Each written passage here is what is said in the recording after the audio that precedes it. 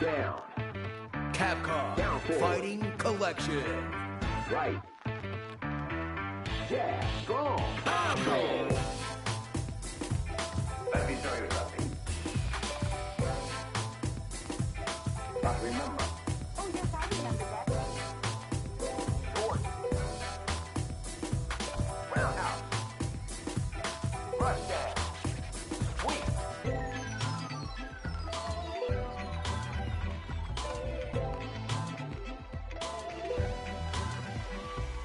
Down.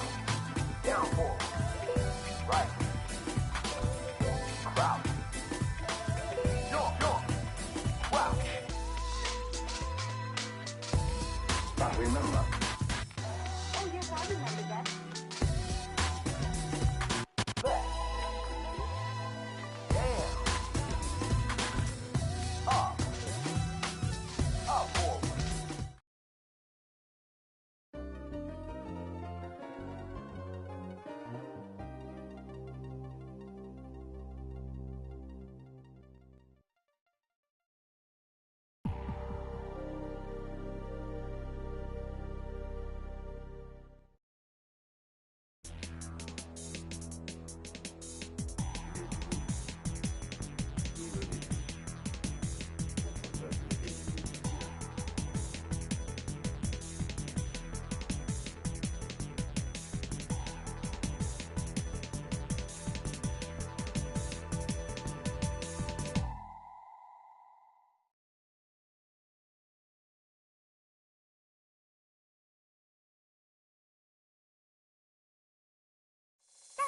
Let's go!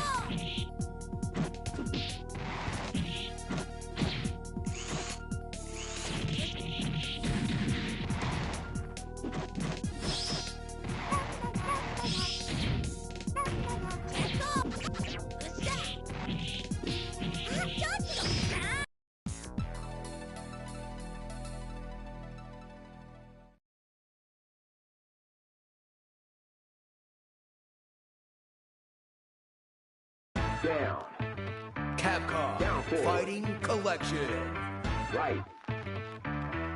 Jab. Strong. Combo. Let me show you something. But remember. Oh, yes, I remember that. Short.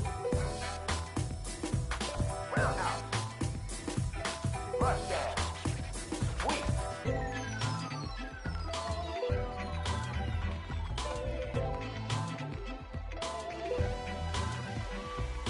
Down. Down forward. Right. Crouch. Jump. Wow. But remember. Oh, yes, I remember that. Left. Down.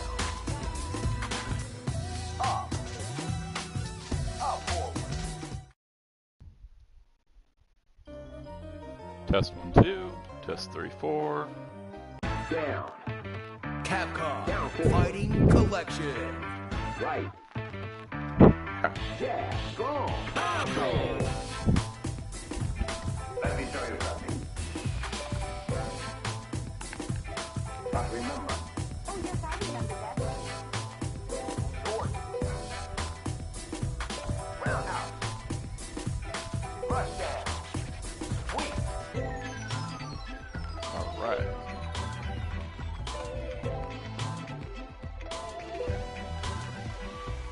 Down.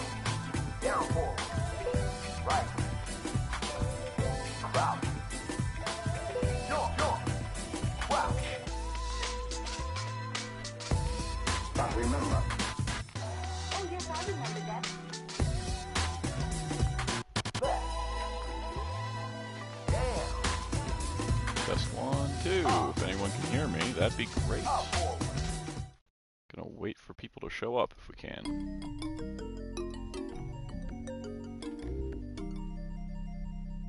Capcom.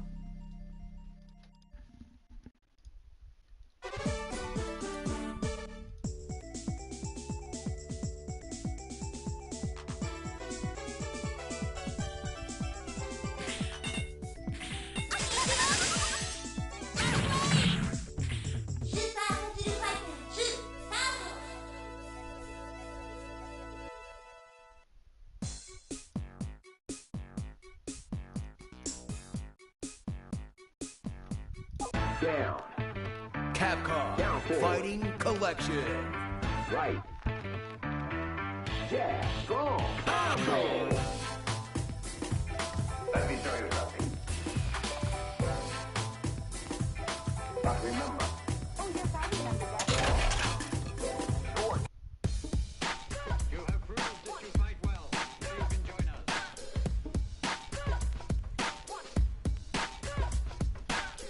All right. Let's see where we're at.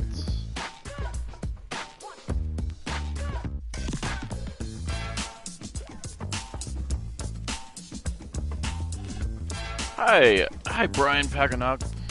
I'm trying. How's it going?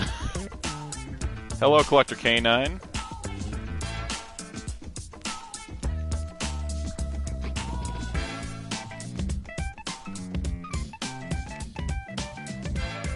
So today, I'm streaming Capcom Fighting Collection because making videos is difficult in the short sense, but in the greater sense, I just wanted to kind of stream. I love Capcom fighting games, specifically Darkstalkers. So I thought, what better way to do this than by doing this, whatever this is. So if y'all can hear me, I think you can. I double checked this time. Yeah, mostly for the most part, I'm just going to be streaming some Capcom fighting games. I am glad to see that Collector K9 says that they're watching Ultraman Dyna to get ready for Decker. I was going to do that, and then I got sidetracked and ultimately didn't do it. Hello, Astronaut. Good. I'm glad to hear that sounds are working, because that was a problem on the last stream. So yeah, no, I mean, things are good. I mostly just kind of was really tired after finishing the last Star Trek video, so that's why we're doing a live stream instead of an edited video. Alright, Collector K9 says, I'm going to be honest, Dyna isn't too great of a show. I've heard that. It's probably also why I haven't really just felt like rushing it as much as I might have. I need to get to it eventually. I think eventually I'm going to get to every Ultraman show at this point. I'm a little behind the Mill Creek releases in terms of watching, at least. See, it's the first half bored me to tears. Second half of Dyna is much better, but still nothing spectacular. That reminds me of there's a few Ultra shows that are like that. A lot of the new gen shows get like that, where the first half is like, hey, here's your random stuff of the week that doesn't really do anything, and then the second half is like, hey, here's something that's mildly a lot more interesting. Alright, I'm going to play arcade mode in Vampire Savior, which is the third Darkstalkers game, because it is still my favorite all these years later. I've been playing Darkstalkers for a while, just because I love fighting games and I love monsters, so what better combination of the two? The also fun part is that I've played enough Darkstalkers, I can totally look at the chat while playing Darkstalkers. So if you guys have any questions you want to ask me, now's the time, because I'm just going to be chilling for a couple hours here. And hopefully I don't just go completely silent if one of these fights gets a little too hard. I might do some online play to see how that goes after.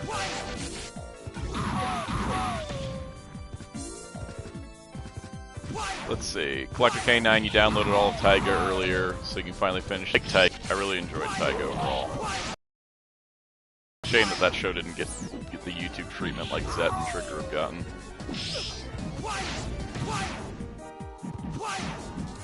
Also, I am playing the Japanese version of Darkstalkers 3, known as Vampire Savior, because I'm not exactly sure why, it just feels like a little bit smoother and cleaner. I think speed-wise, it's a little faster.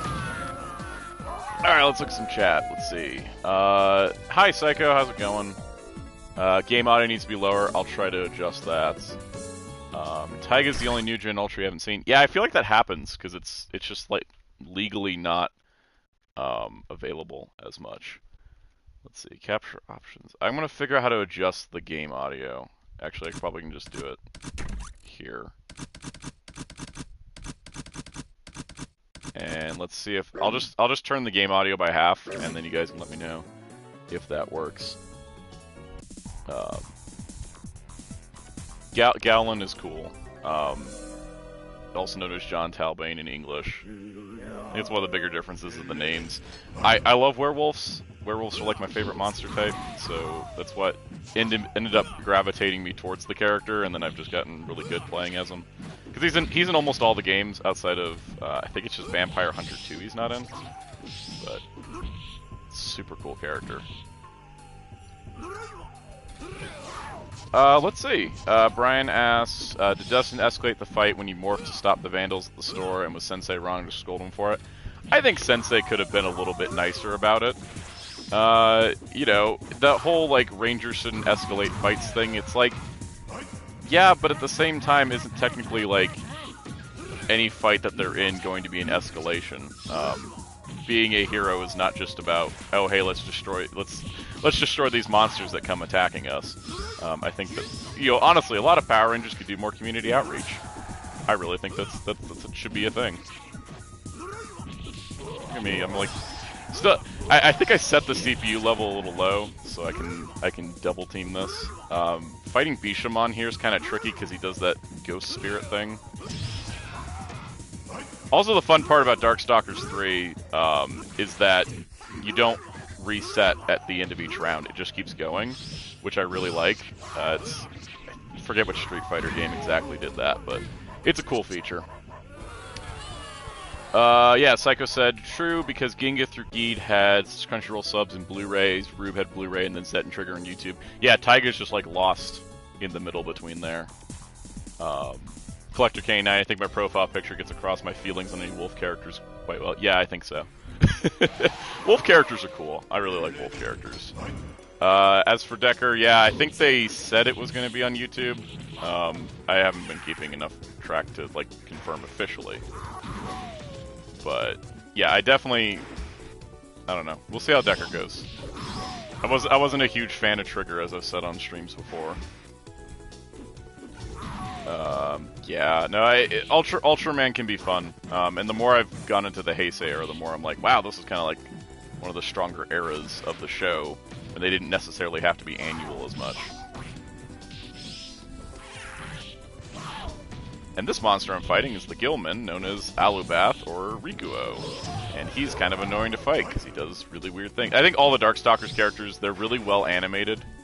Especially by the time of Vampire Savior, they got them to do these, like, kind of crazy, goofy moves. In a way, Galon is kind of one of the more normal ones. I should do a special fancy super for you guys. I have, like, 4 bars of meter. Hey, look at that. Clearing the screen with nunchucks. Yeah, the cool part with Galon / Talbane is that he's a werewolf who learned martial arts to control his werewolf side. Which is like one of the coolest ways, I think, a werewolf character has ever dealt with their lycanthropy. So, I like it. Darkstalkers should get more credit. Sadly, there hasn't been like a new game in 20 years, but at least we got this collection. Because now I can play all of them. I didn't expect to get a KO, so happens to reading chats. Let's see, Tim McAndrew, welcome to the chat. Cosmos, Max, and Neos, the next in line for Ultraman. Yeah, I found the listings for Cosmos and Neos. I'm pretty sure Max is next, and then probably Nexus after. Which makes me happy, because I love Nexus. Let's see. Brian said, I thought the same thing about the whole escalating fight thing, and to all the general public, the Rangers are all their superheroes. Yeah, I think, you know, one of the problems with Power Rangers, but I think it doesn't resonate as much with general audiences, is they seem to only handle one type of situation, and they're not, you know, trying to be pillars of the community or do more grounded stuff with human people. I think there could be more of that beyond just here's the giant monster no one else can deal with kind of thing. Again, it goes back to earlier discussions where I feel like Power Rangers needs more variety in storytelling. Same for Sentai as well. It's kind of it's one of the problems with the formula is that they do kind of end up working with the same exact problems every week, no matter what it is. Yeah, that was a cool finish. Let's see. Collector K9, very close friend of mine, actually drew my profile picture for me. Character was designed by me. That's awesome. I love when you get to have like a custom like character for a profile image. I'm lucky that Ryan drew myself as an animated character because that really works for me. Psycho says, as Cosmos is next, do you think Max or Nexus will be after? It could go either way because they were doing this kind of weird. Moving forward from one direction, moving backward from another, and that's why I think we got Mabius early. But so it could be either or both. Both shows are kind of short, but Nexus does have a movie, so they may save that for last, just because bundling in Ultraman the Next would make sense, and that may take a little bit of extra work. I don't think the Next has been streaming anywhere, so that might be the first time the official subs will be out.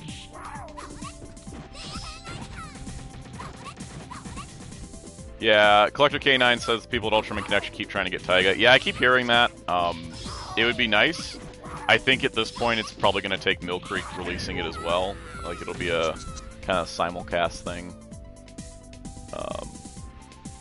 See, Collector K9, I'd honestly love to get a mask of my profile pic character made at some point and do YouTube video essays wearing it.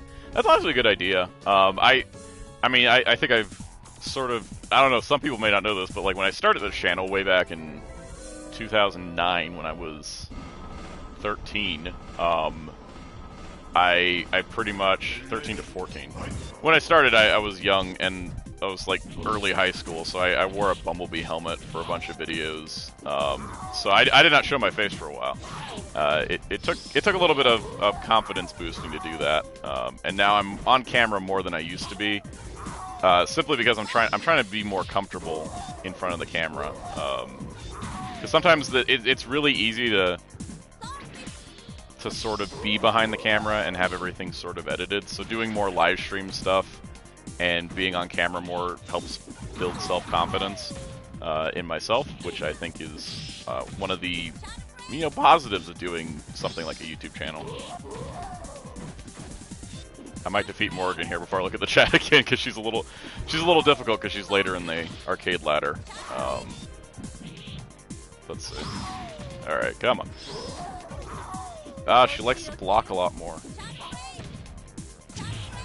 Yeah, boy. Alright.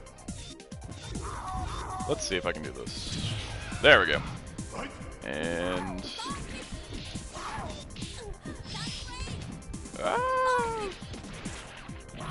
boom, there we go. I always love this stage. It's always the next to last in the arcade rotation. It's a train and it's got this weird mouth thing and it's got an eye for the front. I just love it. It's so interesting because it could just be a train stage, but there's like a zombie driving it. Oh no! Oh, she did the clone thing. Okay.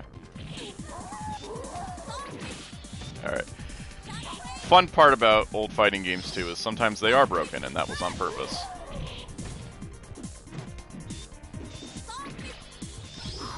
Alright, come on.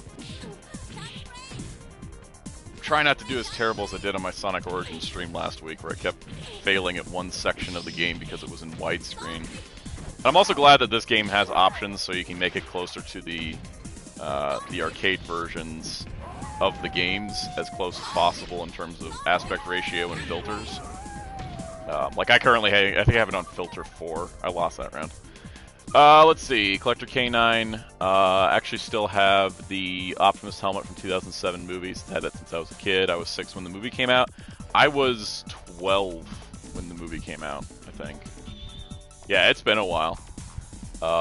Brian says post MMPR era tried to have more of that kind of stuff, like the episode of the Galaxy Rangers help the kid back to Earth and having seasons where Rangers are rescue heroes and police. Yeah, I like that like post Zordon pre-Disney era of Power Rangers because they did have different kinds of episodes. It's one of the reasons why Lost Galaxy is still my favorite, is because they did have some variety.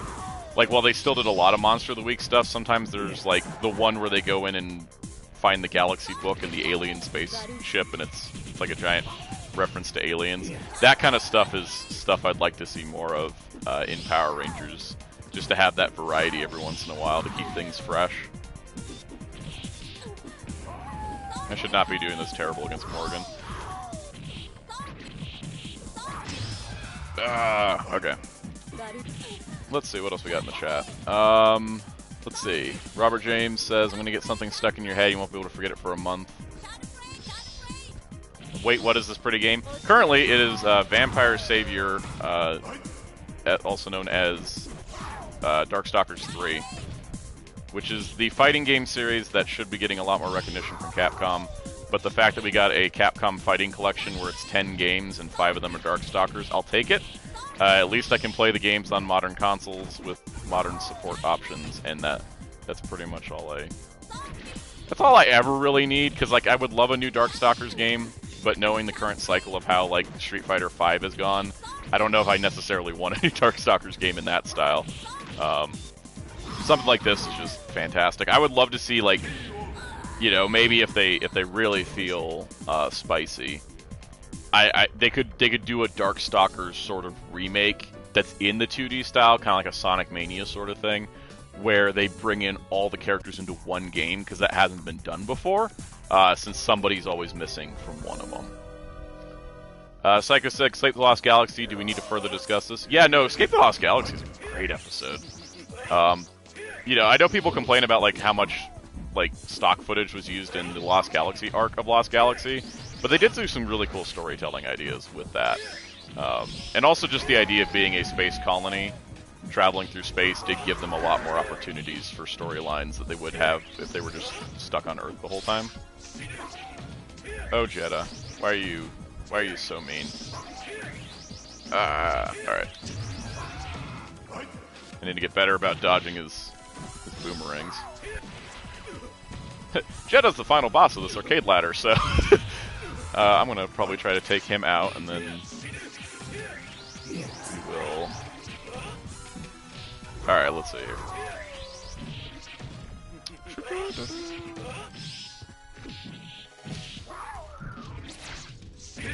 And he's down. Okay. Let's read the chat while this loads again. Let's see. Brian says, Saban stopped making other shows to put budgets into Lost Galaxy, and it really shows. Amazing season with a lot of original episodes and footage. Absolutely. Yeah, like, that is totally a thing. Like, I think, while I love Beetleborgs, and I love some of the others, I really do, I really do like Lost Galaxy, and I think not having other productions did help fuel that. So it's always a catch-22. It's like, oh, would I have liked to have seen Mystic Knights Battle Thunder have existed? Yeah. But we have not gotten Lost Galaxy in the way we did? Yes. So I'll take Lost Galaxy at the end of the day.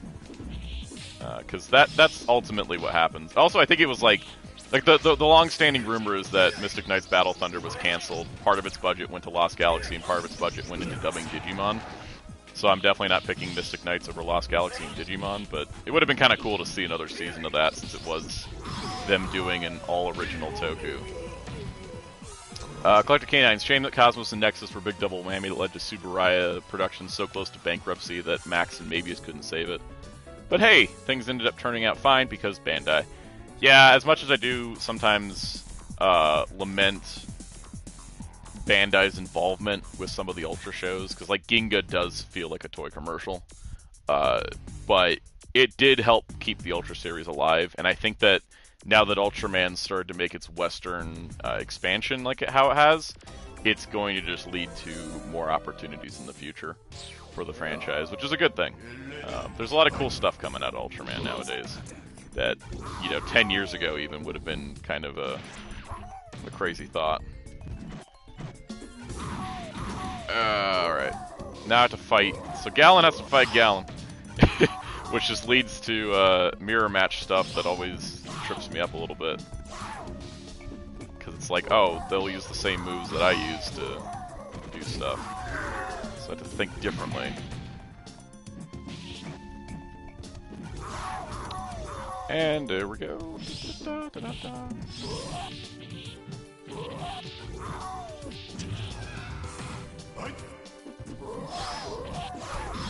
And now I'm concentrating on the fight and not talking.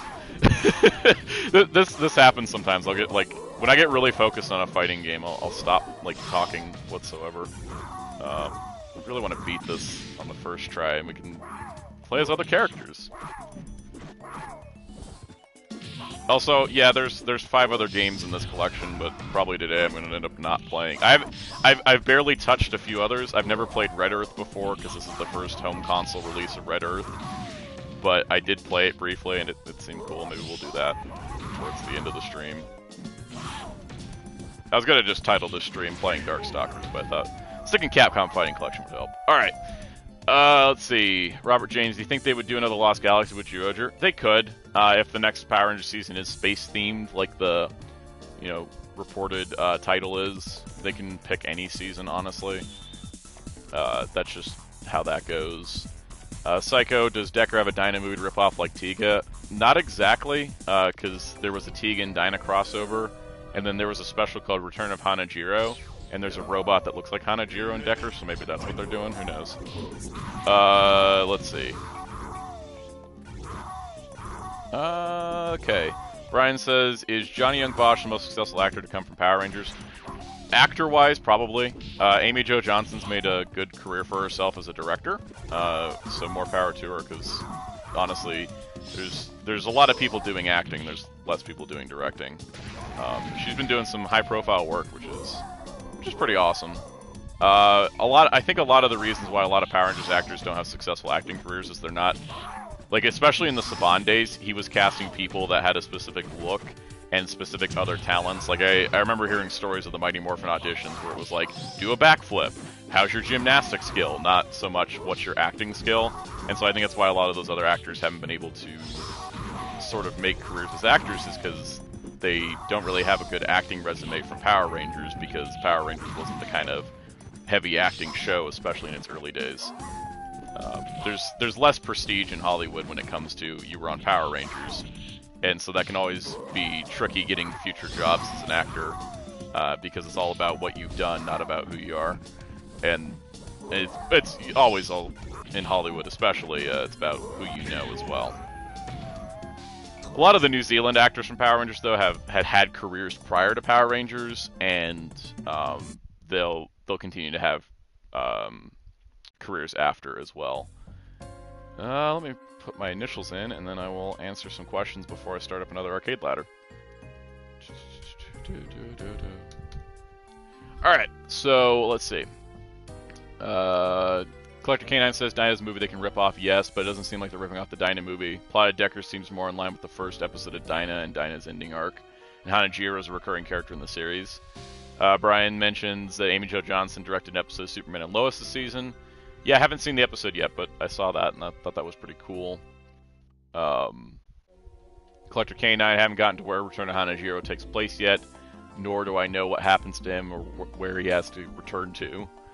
Nor have I watched Return of Hanajiro, obviously, yeah. I haven't seen it either, so I have no idea why he has to return.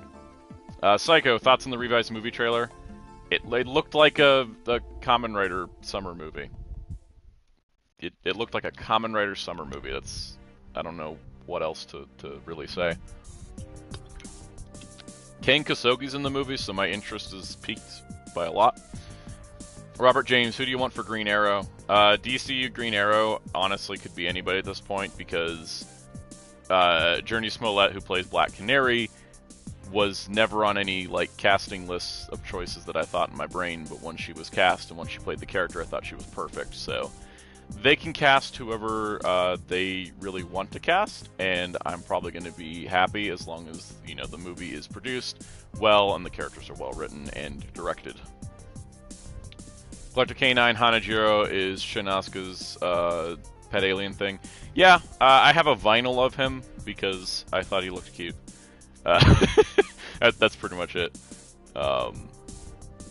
Brian, I never think twice about ancient space artifacts being on a newly built space colony, or there being an abandoned industrial site there too.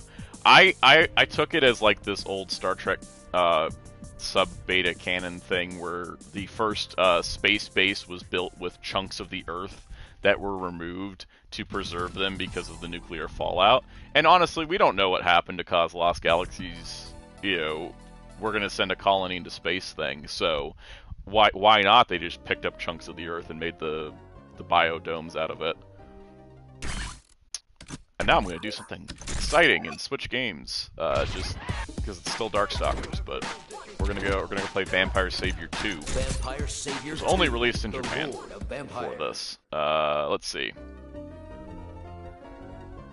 Let's see. Collector K9, who only shows up sometimes because the writers keep forgetting about him. Poor Hanajiro is really a good boy, but the writers keep forgetting to write him into episodes. I've heard about that too. I've heard that he is around, but he's not necessarily around.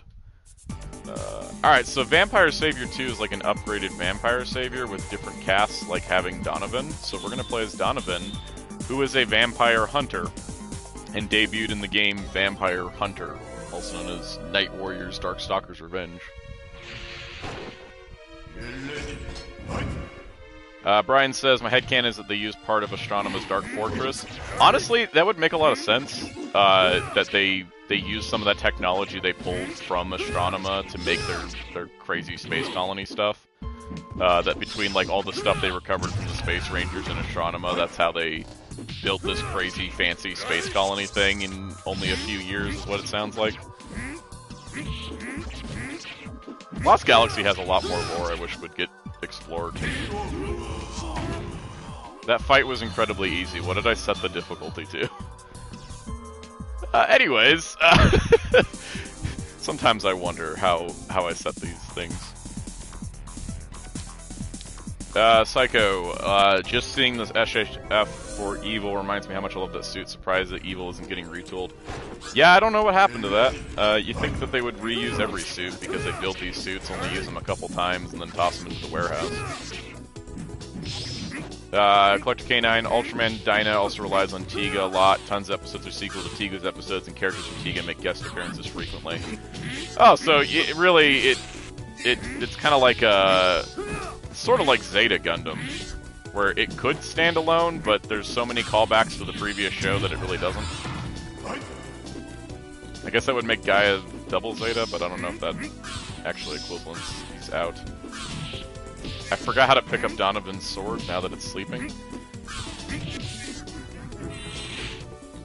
Anyways, the fun part about Darkstalkers is that you get crazy characters like this bee lady, and then Donovan, who's got a magically empowered sword and is half monster. Robert James, I feel like they're going to use Q Ranger and split the team in half and then make the other half evil. You know what? For Cosmic Fury, if they did something that cool, I'd give them credit. I don't have enough confidence in the current Power Rangers creative team to do something that extravagant, but I'd like it.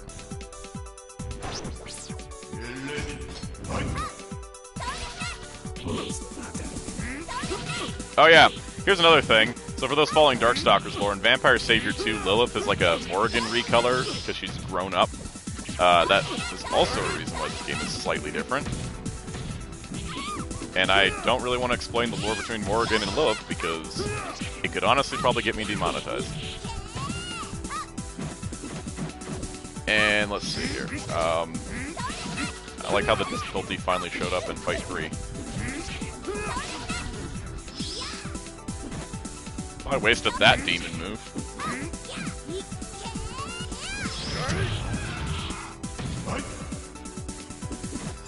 So Gaia takes place in an alternate universe. That makes sense. Because I've never, like, I guess that's why, like, Superior 8 Ultra Brothers is kind of a big deal, too. Because it kind of got the three of them together into one universe.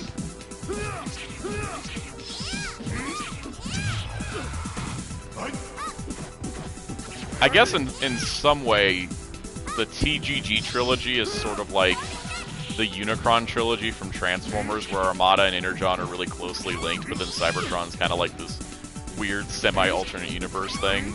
Like, especially in Japan, where it was an alternate universe. Let's see. Seeing discussion talking about Dyna's final form. Hey Hellfire, how's it going? Welcome to the adventure of Darkstalkers. Brian says the stars really align perfectly for Go Busters to be a sequel to RPM, or for Go Buster adaptation to be a sequel to RPM. Yeah, I honestly, Beast Morphers' final arc was probably like the coolest thing that's happened to Power Rangers since RPM. I really appreciated the work they did there. Oh, Anacaris. You're always so difficult. Let's see, what do we got? Project RDM. Marvel Legends Retro Rogue or the Rogue from the Juggernaut Wave? Retro. No disrespect to the Juggernaut Wave Rogue.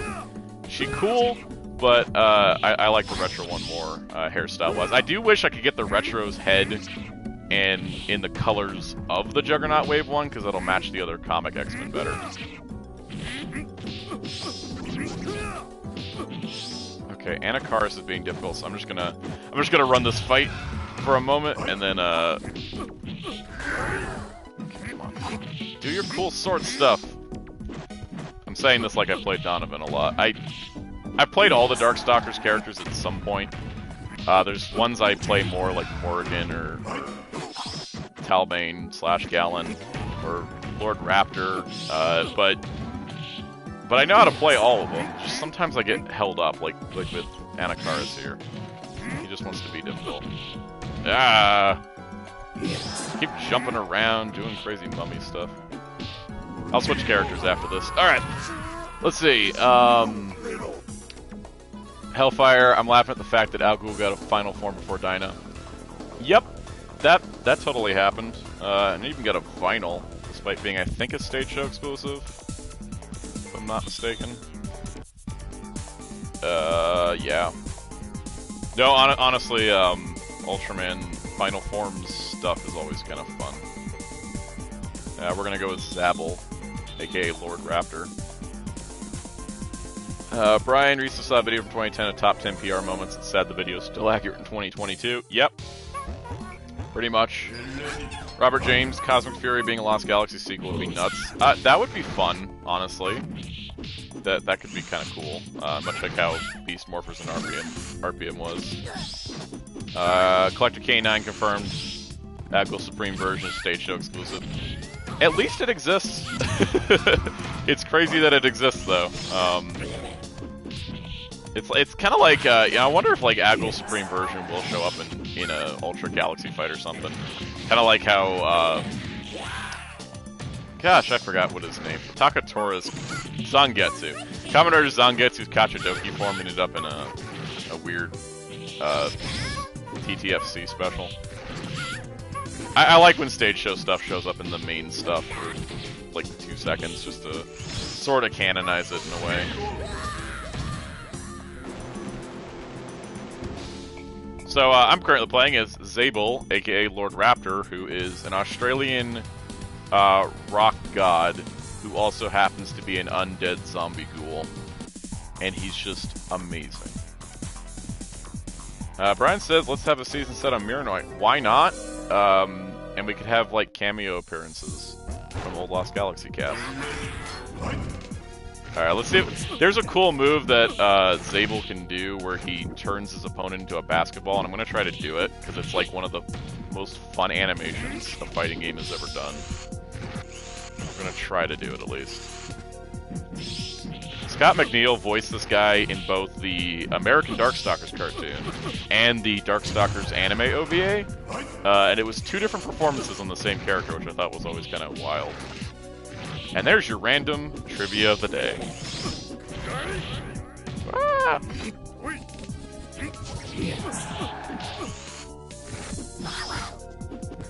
Let's see if I can pull this off. Ah, I almost got it. Unless he doesn't have it in this game, it's only in the Savior.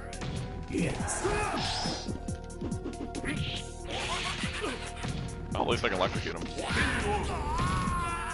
Yeah, Darkstalker's character design is kind of incredible, honestly. Let's see. Hellfire, most likely if Sora managed to escape from being a stage show character, so can Agile Supreme. Yeah, seems likely. Robert James hopes for Rising Sun. What exactly is Rising Sun? Electric K9, Neos was actually started as a stage show Ultra in the mid-90s before they did direct-to-video show in 2000. Whole history behind Neos is insane. I want someone to make a documentary on Neos. Because that sounds like just the most chaotic adventure of a production. Also, Noah, Ultraman Noah was in stage shows prior to all the Nexus stuff.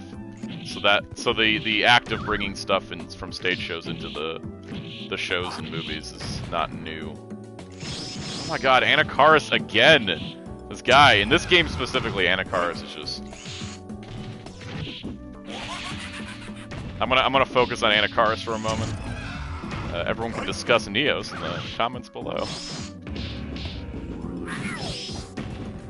Also, if you guys haven't hit the like button on the stream, would appreciate that. It helps the YouTube algorithm stuff. Hate that it's like, nowadays with YouTube and the way the analytics and the algorithms work, it's like, here's this multi-step process of engaging your viewers. They can't just watch it. No, they also have to do this and this and this and this. But if you guys get the like button, I'd appreciate that. It helps the channel as we try to expand and grow into more audience. Okay, that fight's done. Back to comments. Hellfire's asking, wait, Neos was what? Collector K9 says, Neos was a stage show exclusive Ultra in 1994 and 1995 before he got his direct-to-video series in 2000. I also believe Neos had a pilot in 95 or 96 prior to Tiga, and Tiga was the show that was ultimately chosen to get made. Robert James said Black Sun. Oh, okay, yeah, no, I'm looking forward to Black Sun because of the creative talent behind it. The director's done a lot of, like, really, like, gritty Yakuza dramas, and the lead actor literally was in an Oscar-winning movie recently. So, I'm really excited to see more from Black Sun, and I'm looking forward to it, especially because it's going to be simulcast on Amazon Prime Video. That's gotten me really hyped. So hyped, I'm probably going to order the figure art prior to watching the show, because at least the suit is super awesome. Hey LPH, welcome to the party. Pyron here, for those wondering, is kind of like the final boss of the first game, I think, as well as the second. He's like an immortal fire god thing, and they always animate him super crazy, so it's kind of hard to tell where his hitboxes are. But that being said, I know how to deal with him by now. Collector K9, Neos was originally going to be the 30th anniversary Ultraman show in 1996, but TBS rejected it, so they threw Tiga together in a rush. Pretty much. True Fire Gaming, I'm kind of surprised Fudo PI isn't getting more trailers, it's like right around the corner. It's debuting its first episode at Anime Expo, and I imagine we'll get another trailer soon after. A lot of anime likes to put out trailers a month before it airs. It's really weird. And Collector K9 was just following up on Tiga, saying that just so they could have something on Ultraman in 1996. The reason Neos appeared in stage shows beforehand is because Subaraya was so confident it was going to happen. Yeah, Subaraya being confident in stuff is not always a good thing, because... Oh, look at Jeddah being dramatic again. Anyways, Subaraya, sometimes they'll be super confident, and then it'll blow up in their face. Like, they've gone through some stuff. They've really wanted Ultraman to be expanded for so long into other territories, and they got held back by all the stupid stuff with Chayo. But good on Subaraya. I feel like they've bounced back, and hopefully nobody over there blunders again. But we'll see what happens. Also, give us Shin Ultraman in the West, please. I'd love to see it. Also, we need another Ultraman video game. Like, my goodness. The closest thing we got was, like, anime characters in Override 2, and I'm like, yeah, I want, like, a full-on Ultraman fighting game. Power Rangers get a cool one, Ultraman get one. Alright, let's finish off Jeddah before I look at more comments.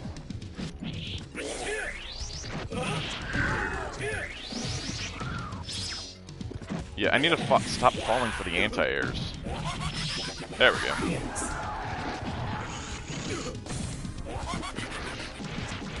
Say if anyone out there is like, hey, how do I play this cool Darkstalkers game? I'll just be like, hey, Capcom Fighting Collection's out. It's like $40, you get 10 games, half of them are Darkstalkers, but if you ever want to play Darkstalkers, they finally gave us time. They actually gave us something to work with. And yes, Jeddah has a move that explodes people's stomachs, and since Zabel doesn't have a stomach, his butt explodes instead. This game is goofy as well. Let's see, where we at? Reason, let's see. 80s, 90s, 2000s pretty rough for Subaru in general. Yeah, seems like it. 30 years of misfortune. Pretty much. Ultraman Connection people got so many questions about a US release about Shin Ultraman, they had to release a statement about it. Yeah. I know it's going to 2 film festivals, and hopefully after that we'll get maybe like a limited theatrical run or something. I would go see Shin Ultraman in a theater. Just like I'm hoping we get to see Shin Kamen Rider in a theater. Because that movie's got me super hyped with its trailers. Kamen Rider returning to its art house roots with Black Sun and Shin Kamen Rider is the stuff I'm looking for. Alright. I can beat Jeddah. He's not that hard, right? Oh, I almost did the cool basketball trick.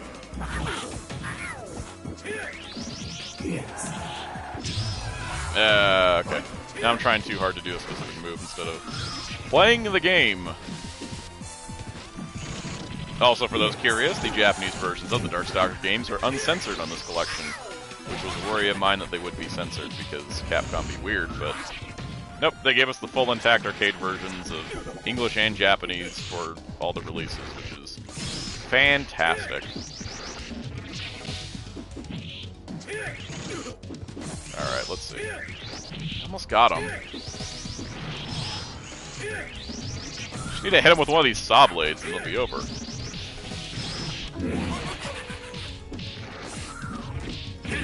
Ah, I lost again. Alright. Let's see. Hellfire. It's weird how Ryder used to get games yearly, now it's random. Pretty much. They just don't even know how to do it. Collector K9 is happening, but they're still not allowed to say when or how. Yeah, I feel like it's going to be something maybe in the fall. And maybe they'll announce it at their big Anime Expo event. And BRB. Oh, we'll see you back in a few minutes. Yeah, so that's Darkstalkers is fun, but as you can see, it can get challenging. Because, you know what? It is an old school Capcom fighting game. I really like it. Like, it just doesn't feel like any Capcom fighting game, as much as I have enjoyed Street Fighter 4 or, like, MVC 3. They don't do them this stylistic anymore, which is kind of a shame. That being said, Street Fighter 6 is dripping in aesthetic, so I appreciate that. Alright, come on. I play Jeddah all the time, why am I not able to do it? God, this guy is weird. Alright. I might switch characters after this to see if I can beat Jeddah with somebody I know a little bit better than crazy zombie Australian rocker man.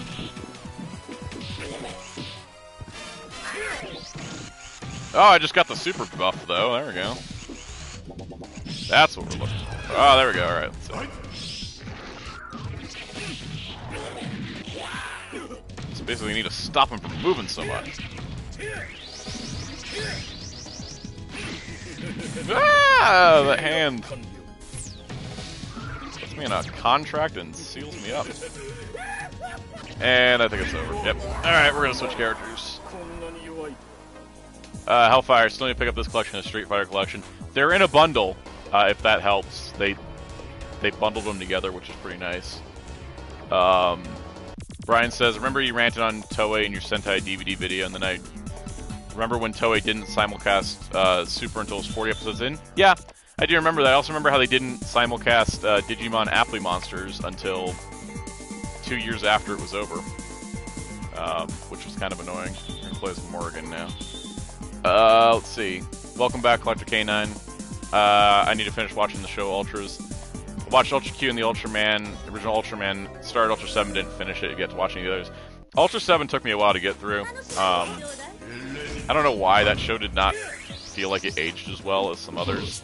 Once I got through that, I really like Ultraman Jack a whole lot, and I'm almost finished with it, though it got kind of really depressing in the last third.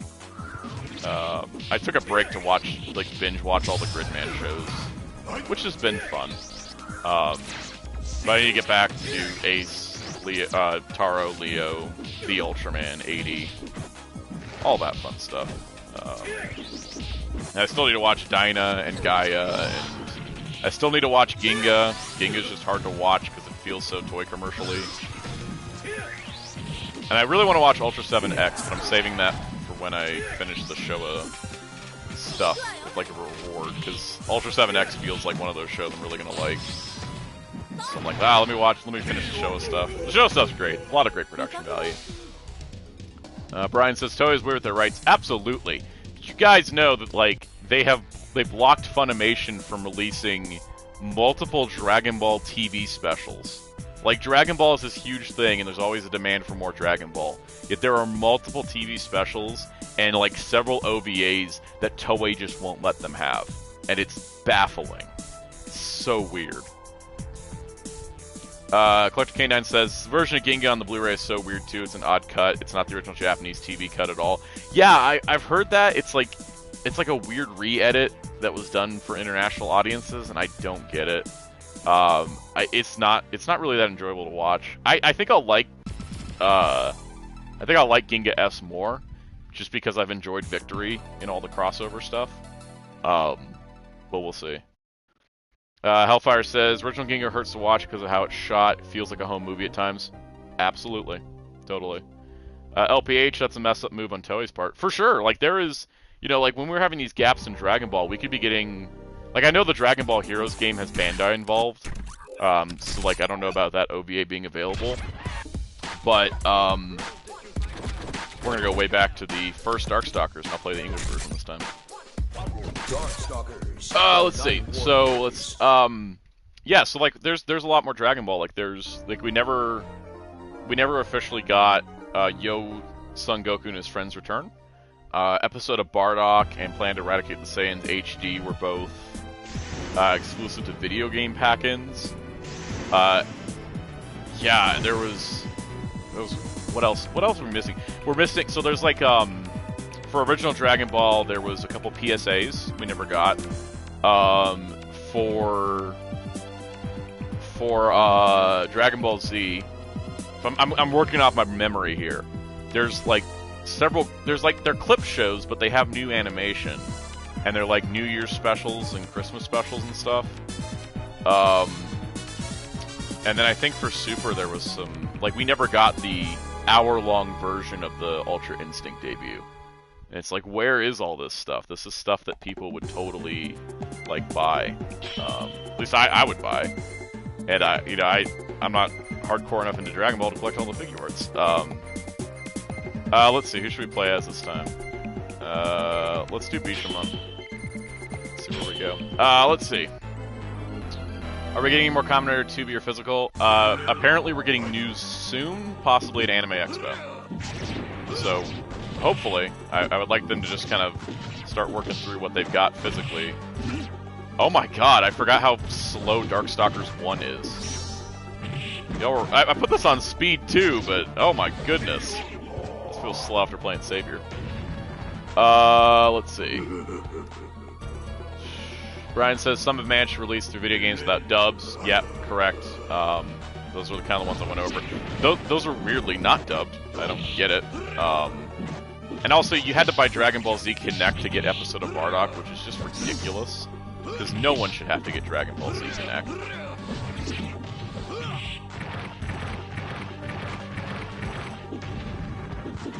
God, sometimes when you play a newer version of a game, go back to the original one. It's just bizarre. Okay, let's see.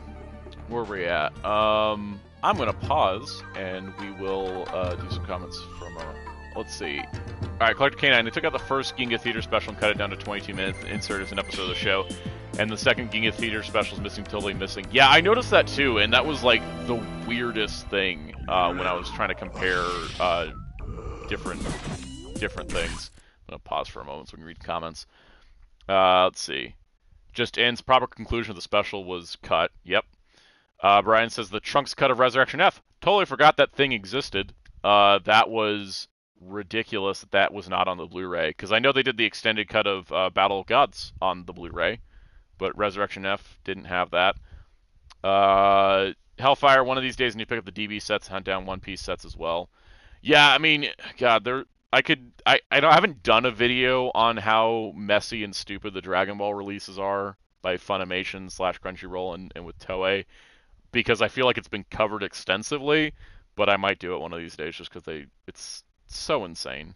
LPH, Toei hates US money. Yep, definitely seems like it. I mean, they didn't even let us watch the trailers for Superhero officially for months. And then I found out about the release date for it by going to a movie theater and seeing a poster before they actually said anything.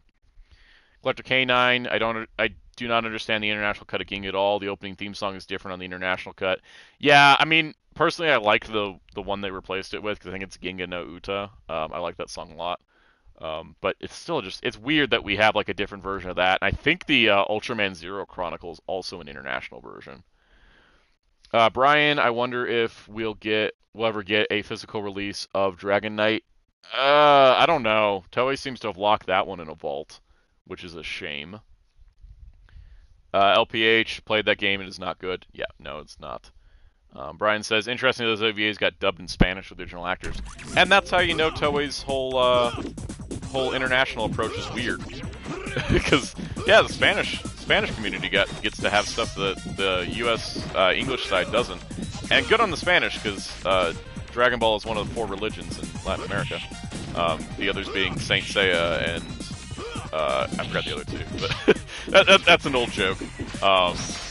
Anyways, so like yeah, when it comes down to it, like anytime I look at like Sentai releases or Kamen Rider, everyone's like, why is this a confusing mess? And I'm like, Dragon Ball is one of the most popular brands in the world, and Toei can't even get that released properly. I know, like, you know, it's like a hot take, but like some of the problems, the video problems with Funimation's Dragon Ball releases may not be their fault, because Toei is dumb and like threw out the broadcast audio and stuff. So I don't know how much of the problem. Like, I think things like the Orange Bricks using heavy DNR and cropping, that was Funimation. But other stuff like the way the 4x3 Blu-ray edition on the Steelbooks turned out was probably more Toei than anything. Let's see, where we're at. Hellfire, the new opening on the Ginga Blu-ray release is a thing done even on the Japanese uploads of Ginga as well. Yeah, LPH, does Toei hate Americans? Seems like it. Like, they kind of want our money. Bump the speed on this game. Let's do Victor. Let's see. Collector Kane, I've been avoiding watching the Ultraman Zero things to like finish Dyna in the show era. Apparently Ultraman Saga spoils Dyna's ending from what I've been told. Yeah, I've heard that too. That's why I'm like trying to watch things in order now, instead of jumping around. Cause I'm like, I'm committed enough to this universe, I'm gonna watch everything, so I might as well just watch them in order. I jumped ahead and watched Mabius because I got so enamored by the video quality on the DVD. But then that also kind of teased me at stuff that I want to see in the Showa era. So that worked out. I don't want to just play the same characters all the time, but this game is weird. I'm going to jump out of Darkstalkers 1 because it's so slow. We may just go back to Vampire Savior. Let's see. Yeah, let's go try it. Let's go try the second one. Trying to have some variety. Brian asks, what's your favorite movie this year so far? Pretty sure it's The Batman. I've seen that one the most out of all of them. Which is crazy because it's a 3-hour movie, but I really like... I think I'll talk about this in the Blu-ray haul. Should be coming Friday. But I really I thought The Batman was like... It was like... it was a good blend of like blockbuster plus like crazy art house filmmaking, and so I always like that kind of like mix of things. That being said, I really like Doctor Strange Multiverse of Madness a lot. Sonic the Hedgehog 2 was practically a perfect movie. So, I mean, those are my top 3. There's other movies I've watched where I'm like, well, like Jurassic World Dominion was fun. I enjoyed that. But favorite, probably Batman. Yeah, I'm gonna say Batman. Alright, let's play as Dimitri. We're going into turbo mode on Darkstalkers 2. See how this turns out. Collector K9 really to watch Mabius. Yes, I really like Mabius. Since you're watching the Showa series, you might want to wait because all the Showa guys pretty much show up in Mabius, and they have these really cool episodes that really work standalone, like if you haven't seen the shows, but they do make a little bit more impact when you have seen the shows themselves.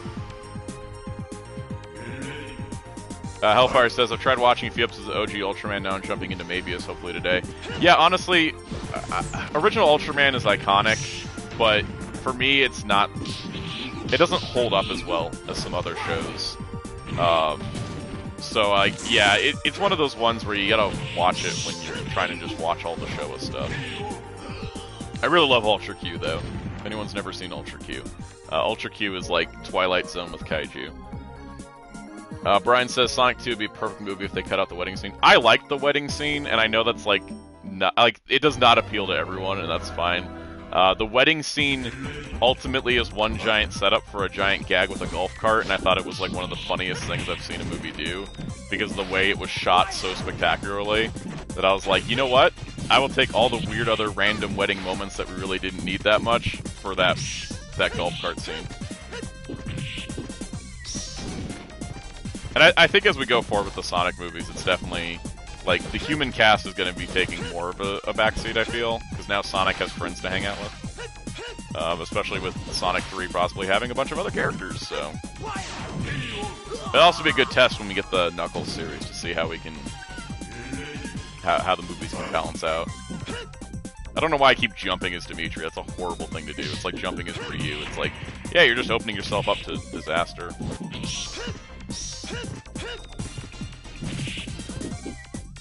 Anyways, playing Darkstalkers 1 and 2 again is reminding me that I really love Darkstalkers 3 a whole lot, because that doesn't happen.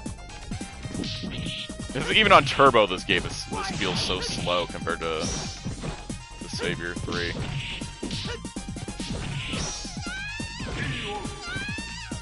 Oh, let's see. Hellfire Ultra Q is horrible on 2B due to sub desync. Ugh, I hate when that happens.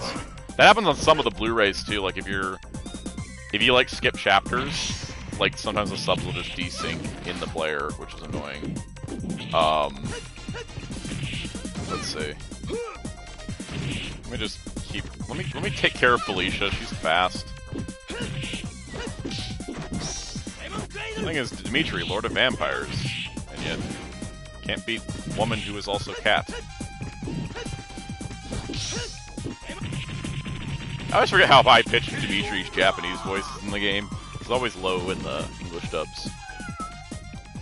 Let's see. Collector K9 Ultra Q doesn't age that well either. The Ultra Q Blu-ray is perfectly fine. No sub-issues outside of typos. Yeah, it's not too bad. I think Ultra Q works, but it also does depend on how much you like Monster of the Week Weird Mystery Tales.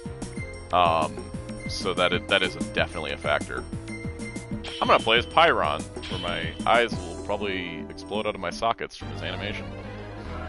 Ryan, do you think they'll do the Space Colony in Sonic 3? I think they'll do a version of it, but not a one-to-one what happened, because I don't think we're shooting a kid in a Sonic movie. Does that mean I think that Maria will live? No, but I just don't think she's gonna get, like, you know, straight up murdered like she did before. Let's see. Thoughts on the next Bond? I really would love to see the James Bond franchise be more than just James Bond. Lashana Lynch's 00 character in No Time to Die was so cool that I'm like, you know what, I'd watch a whole movie with her.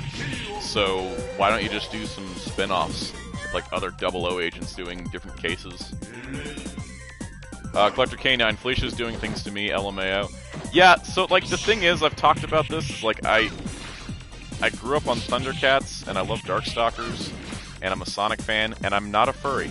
And I don't know how that happened, because I feel like that was a math equation that was going to result in something, but it didn't, which is crazy. But yeah, no, I mean, I think there's a reason why when you look at Darkstalker stuff, like Felicia and Morrigan take over a lot of the fan art. Let's see. Collector K9, gotta go, I shall return. It beat dinner time. Enjoy your dinner. I'm streaming for another hour, so we'll see if you get back. Collector K9, I am furry 100%. That's awesome. Good for you, honestly.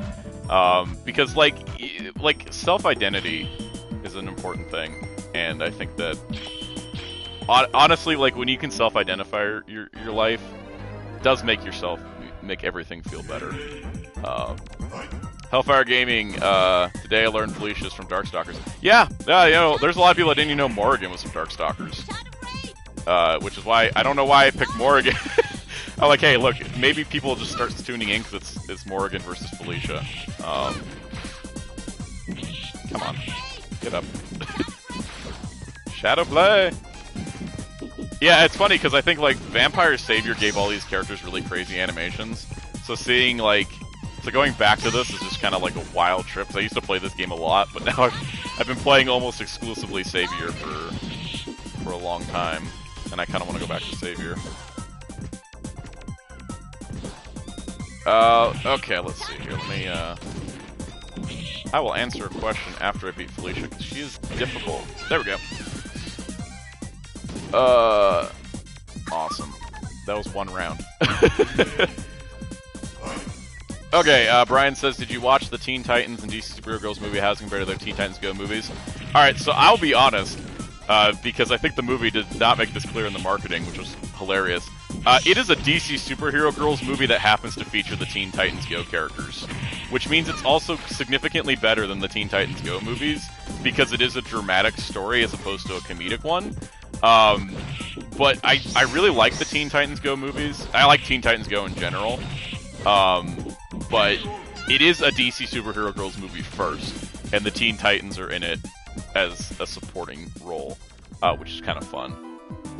Hellfire, oh yeah, isn't the new Green Lantern Blu-ray coming out soon? Yeah, I think it's just about a month. It's the July 26th. And we'll be finding out if I'm going to buy 2 copies so I can fit a spine art and my quality preferences. I'm still scared. I'm really excited to see that movie, though, that's for sure. I would be like, don't buy the digital if the digital comes out early. You're gonna end up buying 2 of the Blu-ray just for the damn packaging. Also, there's more DC spine art shenanigans in the Blu-ray haul video I'm working on, so that'll be coming, I think, Friday. It'll just be like, hey, here's what I picked up, and then also, hey, look at these things that don't look like they go together.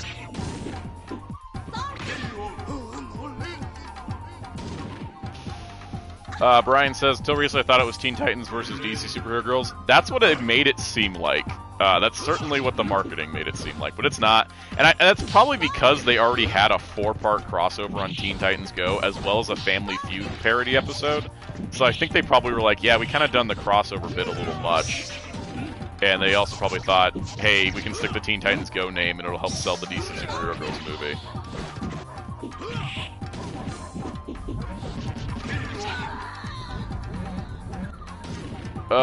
Let's see. Hellfire says, I'm gonna laugh at the spine art of completely new sections. You know what? I'm gonna probably laugh until I start crying. I think after this arcade ladder, we'll go back to Vampire Savior for pretty much the rest of the stream. This is going back to the slowness of the previous Darkstalkers is rough. Alright, let's see, what else we got comment-wise? Robert James says, still like Harley Quinn featuring Birds of Prey. Pretty much, yeah, like Birds of Prey and the Fantabulous Emancipation of One Harley Quinn, a title I will never forget because I had to memorize it for, like, a podcast I was doing. That movie was a Harley Quinn movie that happened to feature some Birds of Prey characters. And, yeah, Teen Titans Go and DC Superhero Girls Mayhem in the Multiverse is... The Mayhem in the Multiverse feels like they were just trying to bank on Multiverse of Madness, title-wise. But, yeah. It's a good movie. It's just a little misleading in its marketing. But because it is got Teen Titans Go characters, they do play off the fact that the title is misleading. Which is really fun.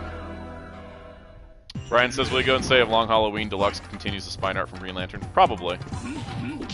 If Long Halloween Deluxe is somehow like a 3-case wide thing that catches it, the 4Ks up to the Blu-rays, you know what? Fine. I don't care. It has to be a big old box set that includes the comic and it lines up, whatever it takes. LPH says it a multiverse movie because everyone doing a multiverse story. Pretty much. The only mayhem in the multiverse is that they travel to the Teen Titans Go universe, and that's it. Like, they don't go to like a bunch of other universes. Like, there was more mayhem in the multiverse when it came to Teen Titans Go versus Teen Titans than the movie called Mayhem in the Multiverse. I was also kind of glad that Thor: Love and Thunder was like, yeah, we're not really gonna do. This isn't a multiverse movie, and I was like, oh, thank you. I love multiverse stories, always have. It's part of why I love DC, because their multiverse is very rich and vibrant. But I'm really glad like Thor is just like, yep, no, this is just a Thor movie. I'm like, thank you. I hope you're not lying. Let's see. Brian says, I'm glad I know that now because I was going into the movie wanting to see the Titans. I mean, they're there. They probably have about 10 minutes of screen time out of like a hour and 20-minute runtime, but they are there. But it also, like, it was funny because it takes place during Season 2 of DC Superhero Girls, but Cartoon Network's been really slow airing that show, so I don't think they actually debuted some of the characters that are in the movie, because, like, I didn't know Blue Beetle was in the DC Superhero Girls universe, because I hadn't seen any episodes with them. Also, DC Superhero Girls needs to hit HBO Max like Teen Titans Go did, because why am I having more luck with Sasquatch than I was with Morrigan? I don't know what's going on. Hellfire, any expectations from tomorrow's Nintendo Direct? Not really. It's a Nintendo Direct Mini, so it's third-party stuff. I will laugh if something like Sonic Frontiers gets a trailer that's more than whatever Sega's been showing. I don't know. Maybe some news. I want to say that the Star Trek Prodigy video game's coming to Switch, so maybe we'll get news for that there. That's coming out in October, so I don't know, I'll always take more news about that. We'll see what happens. I don't know if I'll watch it because I haven't watched the last few Nintendo Directs. It depends on filming tomorrow for videos and how that goes, but... this track that plays in Dimitri's Castle is one of my favorite Darkstalkers tracks. I think they also used it on Darkstalkers Resurrection's menu screens.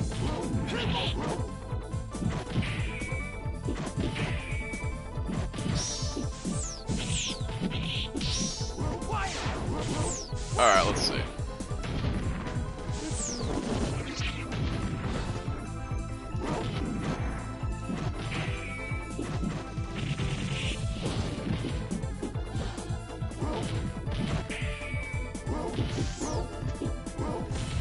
Sorry, I just realized I've been saying nothing because I'm trying to beat Dimitri because he keeps blocking all my shots.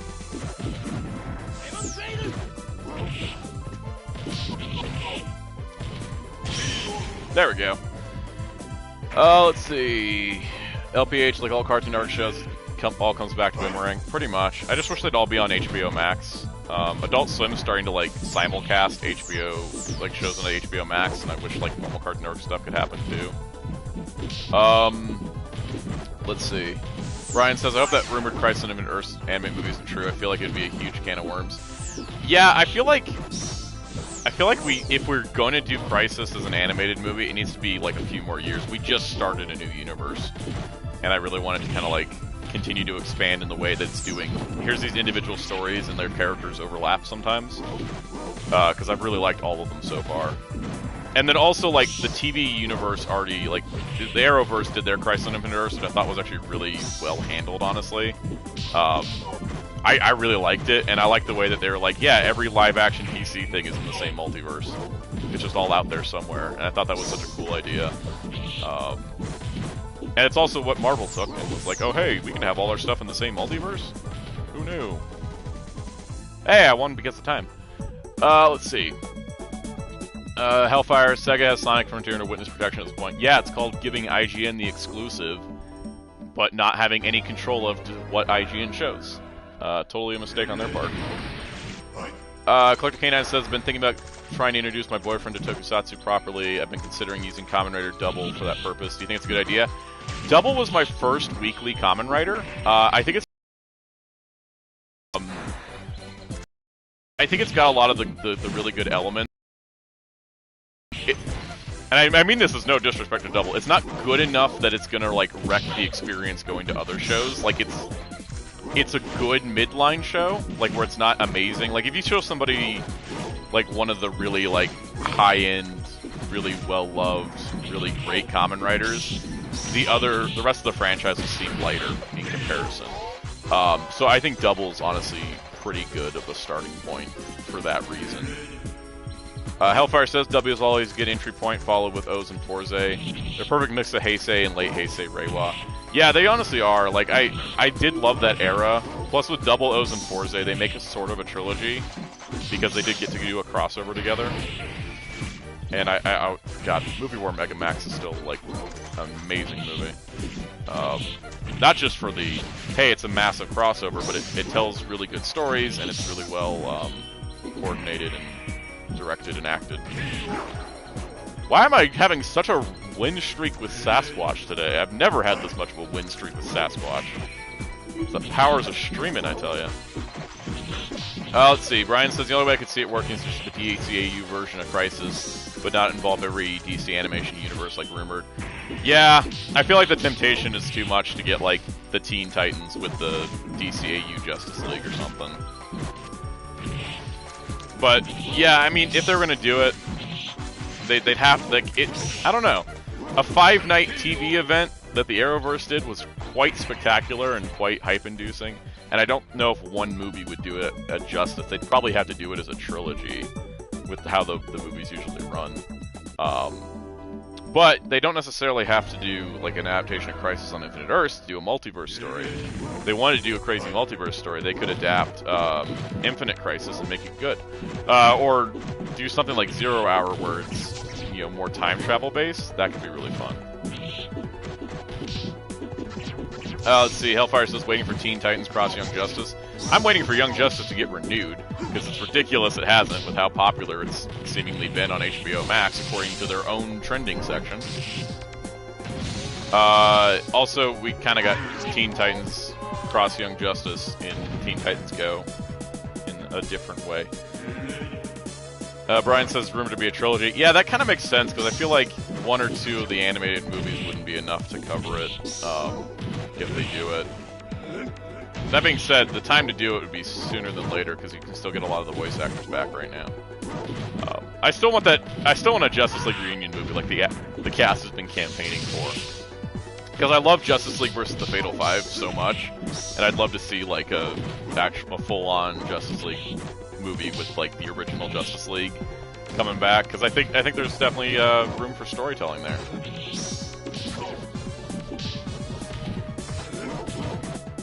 Come on, Sasquatch, you can beat the guy with the sword. And he lost. Let's see. RX000, welcome to the chat. What do you look for in a tokusatsu? For me, a lot of it comes down to, sometimes it's production value. It's definitely something where I really enjoy good storytelling. And it doesn't necessarily have to be unique, it could be within a formula. But like, I really like good storytelling and really heartfelt stories. But I also really appreciate the tokusatsu that try to reach with their visual and practical effects in order to provide something new and interesting. Like, some of my favorite tokusatsu stuff has pretty light stories, like Mechanical Violator Hokkaider or like the Kamen Rider Zeto movie. They're really light on story, but the stuff they do with their effects work and their action coordination is honestly the stuff that I really enjoy looking at and watching, and that's what really works for me. But I don't necessarily mean that like tokusatsu needs to be like high budget, crazy stuff. Like low budget toku can work. It's just how it's done and how effective it can be. Because I think that tokusatsu as a medium is one of the most visually interesting and exciting ones for sure. And I think when a show just kind of takes the bare minimum route with it and doesn't try to like do something unique and interesting with each episode, that's when I sort of tune out. And also when you have like, especially like a show like Sentai follows its formula a lot, and so it depends on the characters for me and whether or not I'll enjoy a Sentai show. I'm trying to beat Donovan, but he's really being difficult here. Yeah, alright, I'll try it one more time. Let's see, Collector K9, still can't believe I wasted so much money on Ultraman Trigger toys. It's okay. I own more toys for stuff I don't like than I should. Like, especially with DC figures. I own a lot of DC figures from storylines I don't even like. I own all the McFarlane Toys 3 Jokers figures, but that's simply because I like the designs. Like, I don't like the comic whatsoever, and I thought it was pretty awful. But I got all the figures because I love the designs of the Jokers and Batgirl and Red Hood and Batman. So, like, that just... Toys are like that. Brian says, considering how high the demand was, I'm pretty surprised WDC didn't continue Young Justice, the series of movies, as part of the DC anime movies back then. Yeah, I thought so too. It's really strange that, as popular as Young Justice is, it just doesn't seem to get, like, the respect, and it always takes the fandom fighting really hard for it and making a ton of noise for anything to happen. At least we got a tie-in comic right now. That's nice. Clark Cannon, oh, at least it's fun, and a friend gifted me the P Bandai Tiga key set. That key set's kind of cool. Oh my god, Donovan's pulling out all the stops. Let me see if I can finish him off, then I'll read some more comments.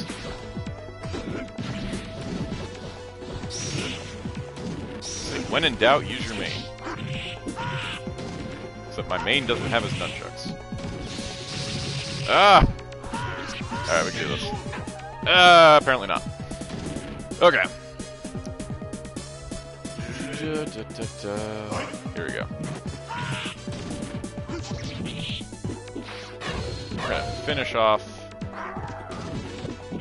Come on, Donovan.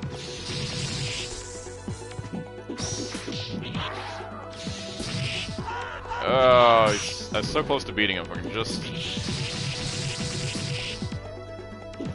He could stop electrocuting me every 3 seconds. Hey, I think I got him. A little toasted for a second. Alright, let's see. I have a weird relationship with Thundercats, like the 2000s reboot, but I think their original design and ugly character designs.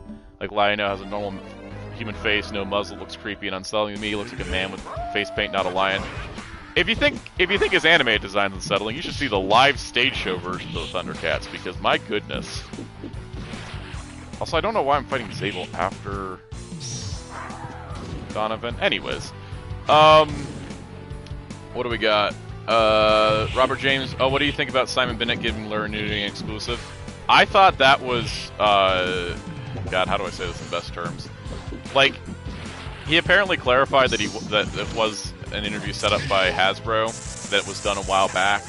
But like, if you're a producer of a show and you know you've already been interviewed by a website, don't like be out there kind of like criticizing the website's news articles like he was, because he was like saying like, hey, they're you know, please don't be spreading false information with your articles and such, right? He was basically like, hey, you know, their reporting's not the greatest here. And then he sort of backtracked on all that through just a lot of, like, it's... I think for me, because I've worked in the film industry, I've seen that a lot out of producers and directors where they will try to appease everybody. And I don't think that's necessarily a good thing. It's like, do you like the news website or not? If you already did an interview with them, probably wait till your interview's out and done before saying anything against them, because then it just seems like you're insincere. So it just, that kind of bugged me a little bit, because, and also just bugs me that Illuminati is a website that consistently puts out fake, false rumors about not just Power Rangers, but like other properties such as Marvel, and they get exclusive interviews with like people that work on it. And that honestly reflects more on Hasbro than anything, because Hasbro does set up a lot of the interviews. Whereas like for Hero Club, we've been trying to get Simon Bennett on an interview, but Hasbro won't return our emails. So that comes into a lot of like, it's a lot of frustrating things with the film industry in general, with a lot of producers especially, is they will try to play nice with everybody. And that annoys me, because sometimes it comes off insincere. Alright, I gotta fight people here with this stupid shield. I'm gonna pause for a second, catch up on some posts. Let's see. Clark Cannon said, I don't like the aesthetic, however the villains in the Ultimate line look pretty amazing. Which is only just what the villains from that line. Yeah, honestly, like, Super 7 just does amazing stuff. I really do love their stuff. They stumble here and now, but I do really love their stuff overall. Collector Canyon also said, God, I love Talbane's design. He's badass werewolf. Absolutely. Storm Collectibles has been doing Darkstalkers figures. At least they've started, like they did Dimitri, and they've shown Morrigan, and I'm like, please make Talbane. Please make everybody, but specifically do Talbane next. Let's see. RX-0, is this game worth it? I'd say so, if you like Capcom fighting games. This collection, which I'm playing Darkstalkers on. I love Darkstalkers, like aesthetically, fight mechanics wise. I mean, the first two Darkstalkers games play a lot like Street Fighter 2, whereas Darkstalkers 3 is a modification of the Street Fighter Alpha engine. But if you love the character designs, you really can't go wrong with these games, and they're in a $40 collection that comes with 10 games, 5 of which are Darkstalkers, and the other 5 are some pretty rare favorites of the Capcom fighting lineup, including Red Earth, which was never released to home consoles prior to now. So, if you're looking for a collection of fighting games, this is really, really solid. Alright, let's see where we're at. Brian says, calling right now, the Flash movie will leak online before the year's over. I mean, at this point, probably, because there was clear HD set video leaked during filming, which should have never happened. I don't know what was going on with security on that set, but they were not paying attention. Let's see. Hellfire. Oh, the Maybe set came intact. Oh, good. Because I know your first one got dinged up by Amazon, because it'd be Amazon, and there'd be no slipcover. Okay, I'm just gonna wait for Pyron to stop teleporting. Let's see. Robert James. WB needs to scrap the Flash movie. It's promoting Ezra Miller at this point. He needs to disappear forever and never get another job. Yeah, Ezra Miller's become, like, the holy terror of Hollywood. I don't know what's going on in their life, but it seems like they've gone off the deep end, and I don't know how Warner Brothers can release a movie when their lead actor has committed multiple crimes and had multiple, like, allegations against them. Yeah, Warner Brothers and the DCEU is a mess between, like, so many different things. And a lot of it's Warner Brothers' fault, but, yeah, I don't know what's going to happen to that Flash movie. Because currently, I'm like, and I think Warner Brothers doesn't know either, and that's why they haven't said anything concrete.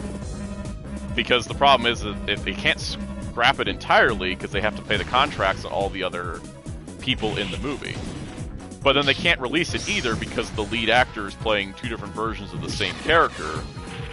So it's just a mess. It's just such a... I don't envy anyone that has to make that decision. We're gonna finish this arcade ladder here. Come on, we can do this. Don't let Pyron beat you.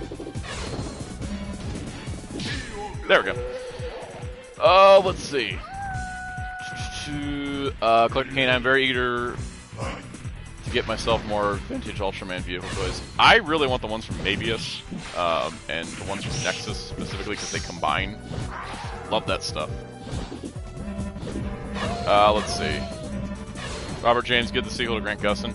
Give Grant Gustin a bed to sleep on. That man has been playing Flash for 9 years. Grant Gustin's great as Flash, but he's been playing it 9 years. I don't think he really is, like, looking to play him forever. That show's been going on for so long. Alright, come on. Let me beat Pyron. Let me beat Pyron here. Then we can let the credits roll away. Respond to comments. Boom. There we go. Alright, let's see. LPH, why is every time WE try to do something good and yet they always mess up? Because, I'm gonna say it, Warner Brothers executives are usually pieces of crap. They're usually terrible people that make terrible decisions. And anytime they have something good, they have to sabotage it if it wasn't one of their ideas. Let's see. Okay. One's from Dyna Combined. Oh, Collector Cannon says one from Dyna's Combined 2. The ones from Cosmos are cool. They're modular. That's honestly pretty cool. And the vehicles from Gaia fold up into hexagonal containers. I've seen some of those in person at a convention. They're really awesome. Hellfire, the Nexus stuff is either dirt cheap or expensive. No in between. Yeah, pretty much. I've noticed that. Even the Ultra Replica Evolt Thruster will either, at times, be really cheap or really expensive.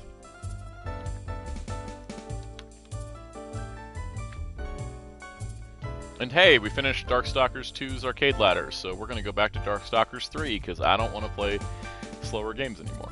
I do like a lot of the music in 2, but in general, I do like 3's speed. But I think if I were to recommend Darkstalkers games to somebody new coming into Darkstalkers, start with the first one, go into the second one, then go into the third one. The reason why I love the third one so much is it's so fast and so quick, but that's because I know most of the characters before getting that far. Also, I apparently forgot to type my initials in. But yeah, let's take a tour around the menu of this game.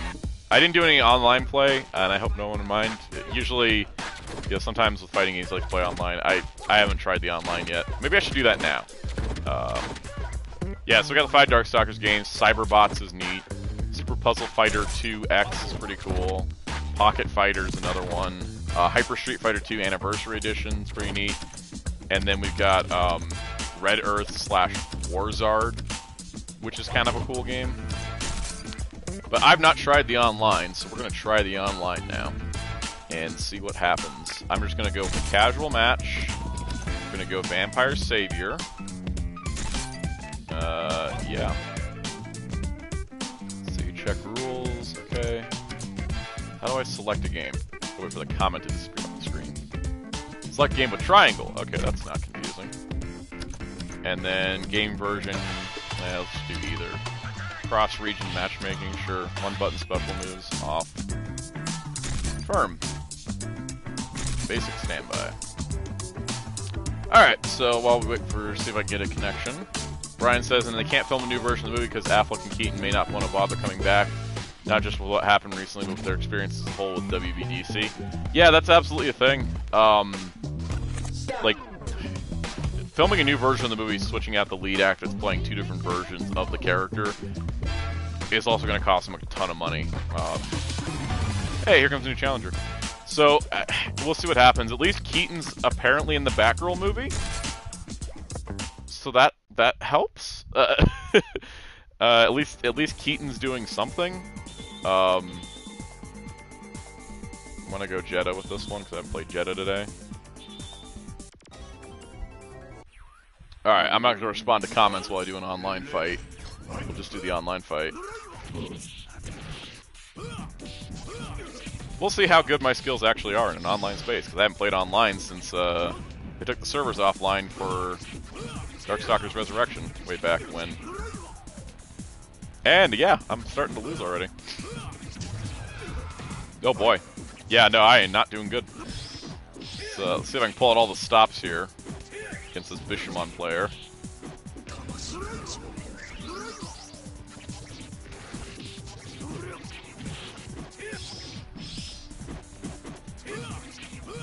I'm gonna lose so bad.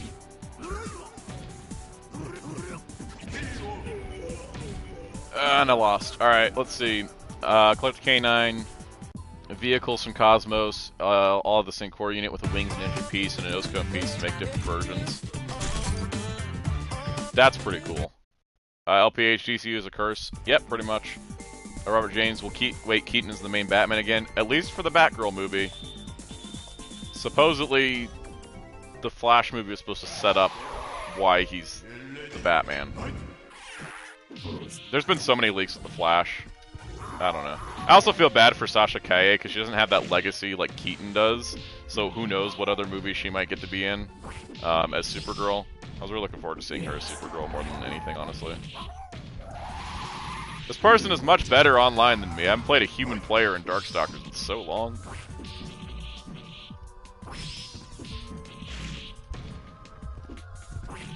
And this is just showing how my skills are great against a CPU, but not great against actual people. Also, I have no idea the skill level of this person, because there's, like, no ranking system.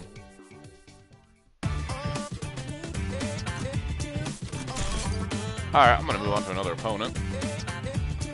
Because that person is above me league-wise. Alright, casual match. Let's see. Game version, let's do the Japanese version. Alright. Basic standby. Brian says Keaton is supposed to be the main Batman of the post-crisis DCU, pretty much. Collect a K9. Hate how hard it is to research early Heisei Ultraman toys and even show Ultraman toys.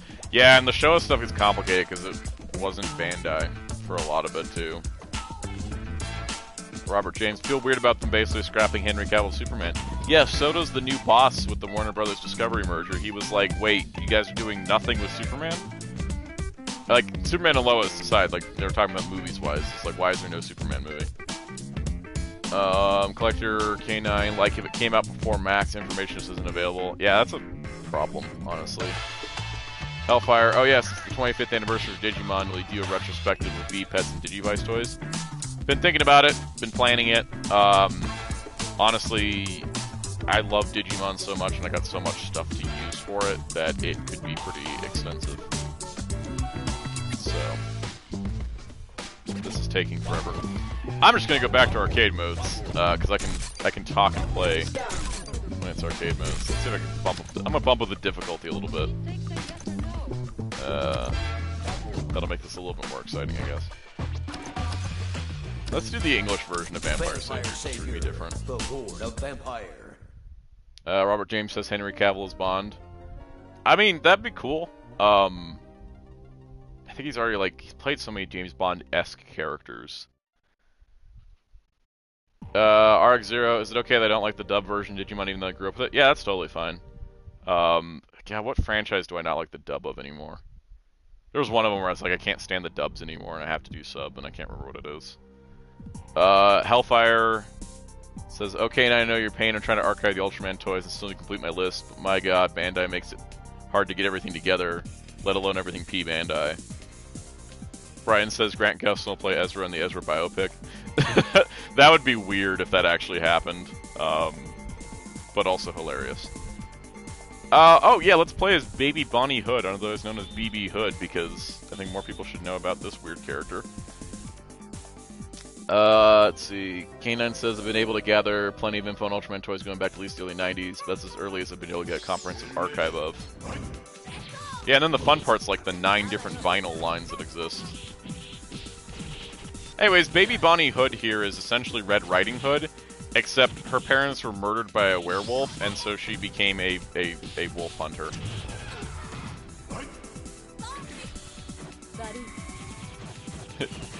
RX0 says BB Hood, what's under the hood is just some charge attacks. Yeah, pretty much. A lot of her stuff is so techy. I like the grab where she, like, you know, catches you by the throat.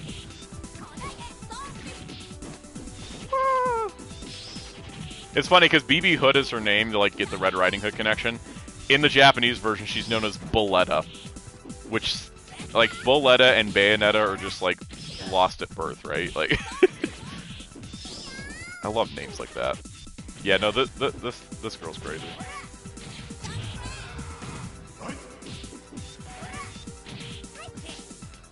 I love these goofy characters like this, where she's just like, I'm just gonna start shooting missiles out of my basket. Robert James says the irony is only us nerds to understand. Yeah, pretty much. Hellfire says I trace stuff back around to the 70s. K9 says I have to, but not a ton. LPH, select the Punisher, basically. Hellfire, let's see. K9 and Hellfire going back and forth on trying to track down, like, info on Ultraman toys. It's tricky. Gosh, just finding, like, the original price of Ultra replicas to compare, like, prices I find online is hard. By the way, I wish the Ultraman Mabius Ultra replica set wasn't so ungodly expensive. The cheapest I can find it is twice its P Bandai price, which is insane. Like, Bandai should do another run of those next time there's an anniversary. And maybe include the Mabius Infinity brace, too.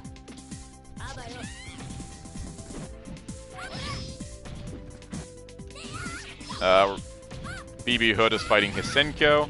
Hisenkyo is an immortal Chinese warrior spirit. Actually, it's 2. It's Hisenkyo and her sister are 2 undead spirits looking to rid the world of the dark. They're cool. They have a neat story. They got a bunch of expanded story in the Darkstalkers OVA. Since Hisenkyo and Donovan were the new characters to Darkstalkers 2, and that OVA came out to kind of like promote Darkstalkers 2, they got a lot of the focus. But yeah, if you ever guys want to like have a taste of Darkstalkers lore, the 4-episode OVA, it's quite good. It just got a HD remaster from Discotech that is gorgeous. Yeah, it's been a good year for Darkstalkers fans, honestly. Like, there's Kotobukiya's making statues. We got Storm Collectibles still is making figures slowly, luckily, which helps the budget. Discotech put out the anime on Blu-ray. Now we got this collection, which I mean, it's the Capcom Fighting Collection, but I've really been calling it the Darkstalkers and Friends Collection since it came out, because it's really what it is.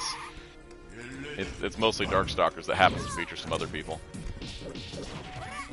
I also love the animations when a character gets burned. Like, they each have unique, like, versions of getting burned. Like, Rikuo looks like he's gotten, like, roasted on a barbecue stick. Yeah, fun times. Oh, let's see, what have we got? Where do we got? Robert James, once for Injustice 3. More characters. Mortal Kombat 11 got a huge lineup. I don't see why not. One thing I want to make sure doesn't happen from Injustice 2, get rid of the gear system. And if there is going to be a gear system, make it like Mortal Kombat 11 where you only have to pick like 3 things and not like a whole customized set. I like skins in fighting games, not fully customizable characters. Also, please have less Mortal Kombat characters if you have... Like, I know they'll have at least one, because it's too easy. But I would love to see less of them, because I feel like there was way too many in Injustice 2. Like, it should have been Black Lightning with a Raiden skin, not Raiden with a Black Lightning skin. That's just how that went. K9 says, maybe it's popular Japanese fans, very popular. I can see that. Like, watching the show, I'm like, oh yeah, no, this is totally, like, I get it. Also, hey Bandai, wear them figure arts. Actually, hey Bandai, wear them figure arts for Heisei besides Tiga, because we still don't have any. Like, I'm surprised they haven't announced Dyna by now. Alright, let's see. RX0 says, I like Hisenkyo's design. I do too. Kind of hard to make his figures, but maybe Kotobuki will do a statue over. Hellfire says, funny enough, there's so many reproductions of the 70s, 80s files of Mandarake, I legit don't know what existed originally, what's new. Hellfire says, oh yeah, remember that review I shared with you that complained about too much Darkstalkers? Yeah, I saw that person that reviewed and said too much Darkstalkers was a bad thing.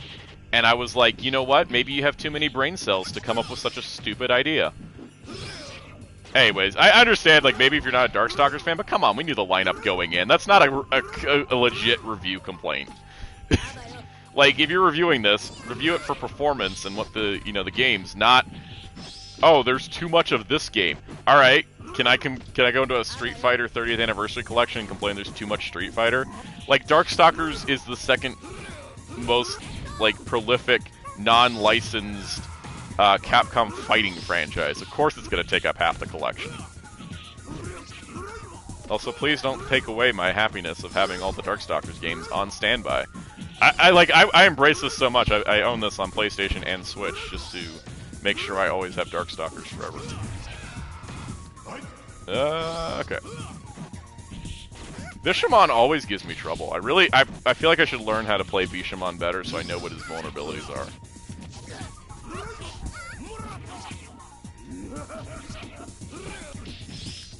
I think it's mostly his hitboxes are just weird.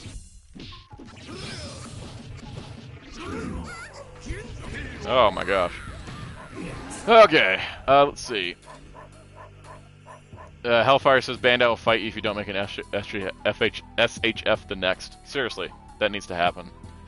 Robert James says I want Max and Nexus's release to be perfect. I think because of the number of episodes in those shows, they should be fine. Yeah, no, K9's right. They said they won't be perfect. I assure you, each one will have at least one problem. Yeah, I mean, Mabius is probably like one of the best video quality DVD releases, but there's no slipcover, so it's always a give and take with this lineup of stuff. RX0 says his anti-airs are probably pretty decent from what I tell. Yeah, they are. And I'm kind of a jumpy fighter when I play like Capcom games. I jump way too much, which is like my own problem that I need to solve. Is like I need to stay on the ground more. But then I play characters like QB here, and she's like literally a bee, so I feel like I need to jump. Plus her like her air moves are too good to not use.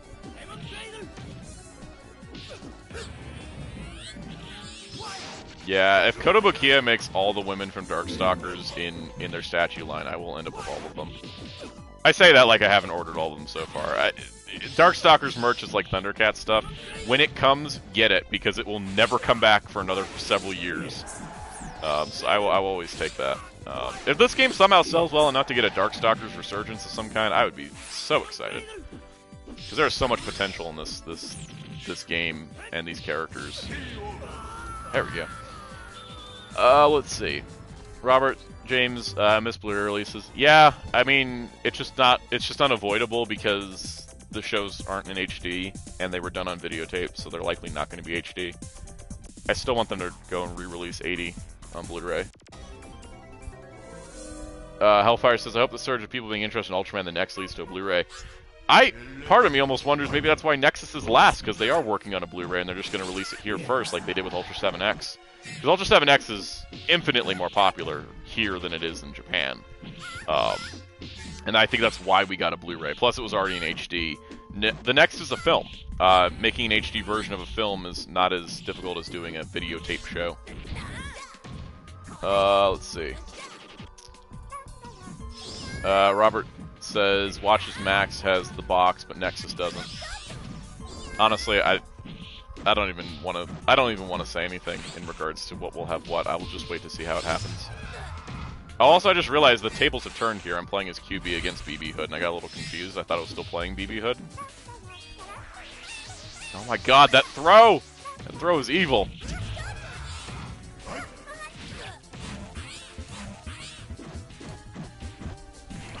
Take the balls of honey.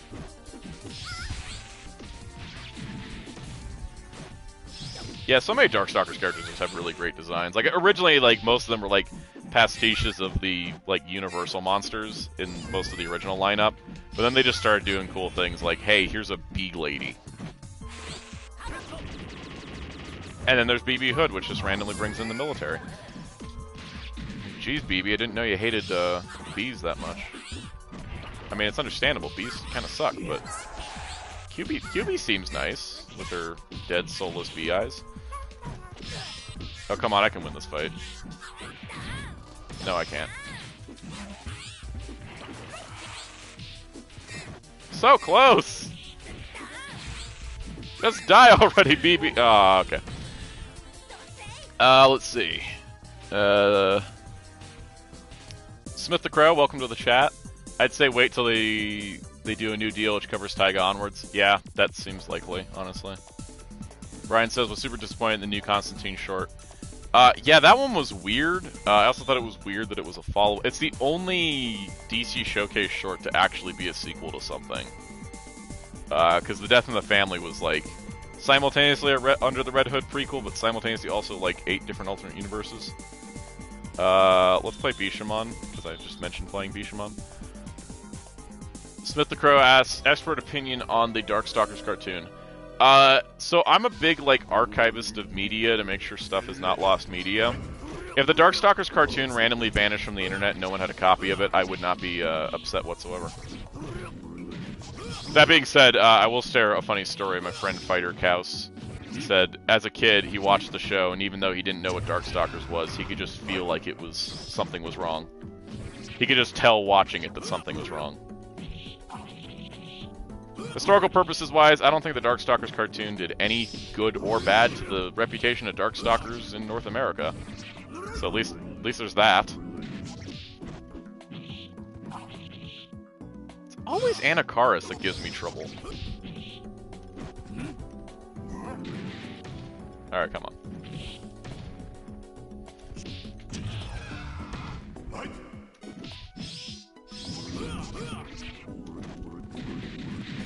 Oh my gosh, this guy is dropping sarcophaguses on my face.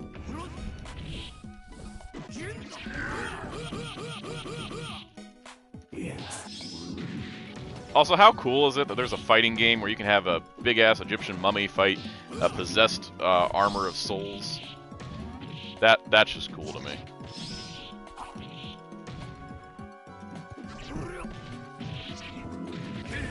There we go. Okay, let's see. Brian asks, what's your favorite live-action Transformers movie? I want to say Bumblebee, because I liked it the most, but I've watched it the least. And I think that's because... I don't know why I have. I think it's just because it's not, like... It's not super high-octane, but I really liked it a lot. I used to watch the first movie a lot, and I think I kind of wore out all my love for it because I watched it too much back when I was 12, and that was perfectly the right time to be watching that movie. You know what? The first Transformers movie does not get enough credit for bringing Anthony Anderson into a completely like non-consequential role, but like being one of the funniest things in the film. And then also having Bernie Mac as the car dealership. Like, they brought in some really funny comedic actors into that first movie that really, I think, helped it. And then they just didn't keep any of them for the sequels, which is what hurt. I think that's what hurt the sequels. Like, we needed more Anthony Anderson and Bernie Mac in this stuff. But,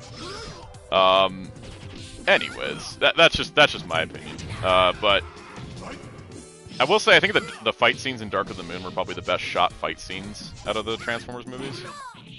I probably should watch all the movies again, to be honest.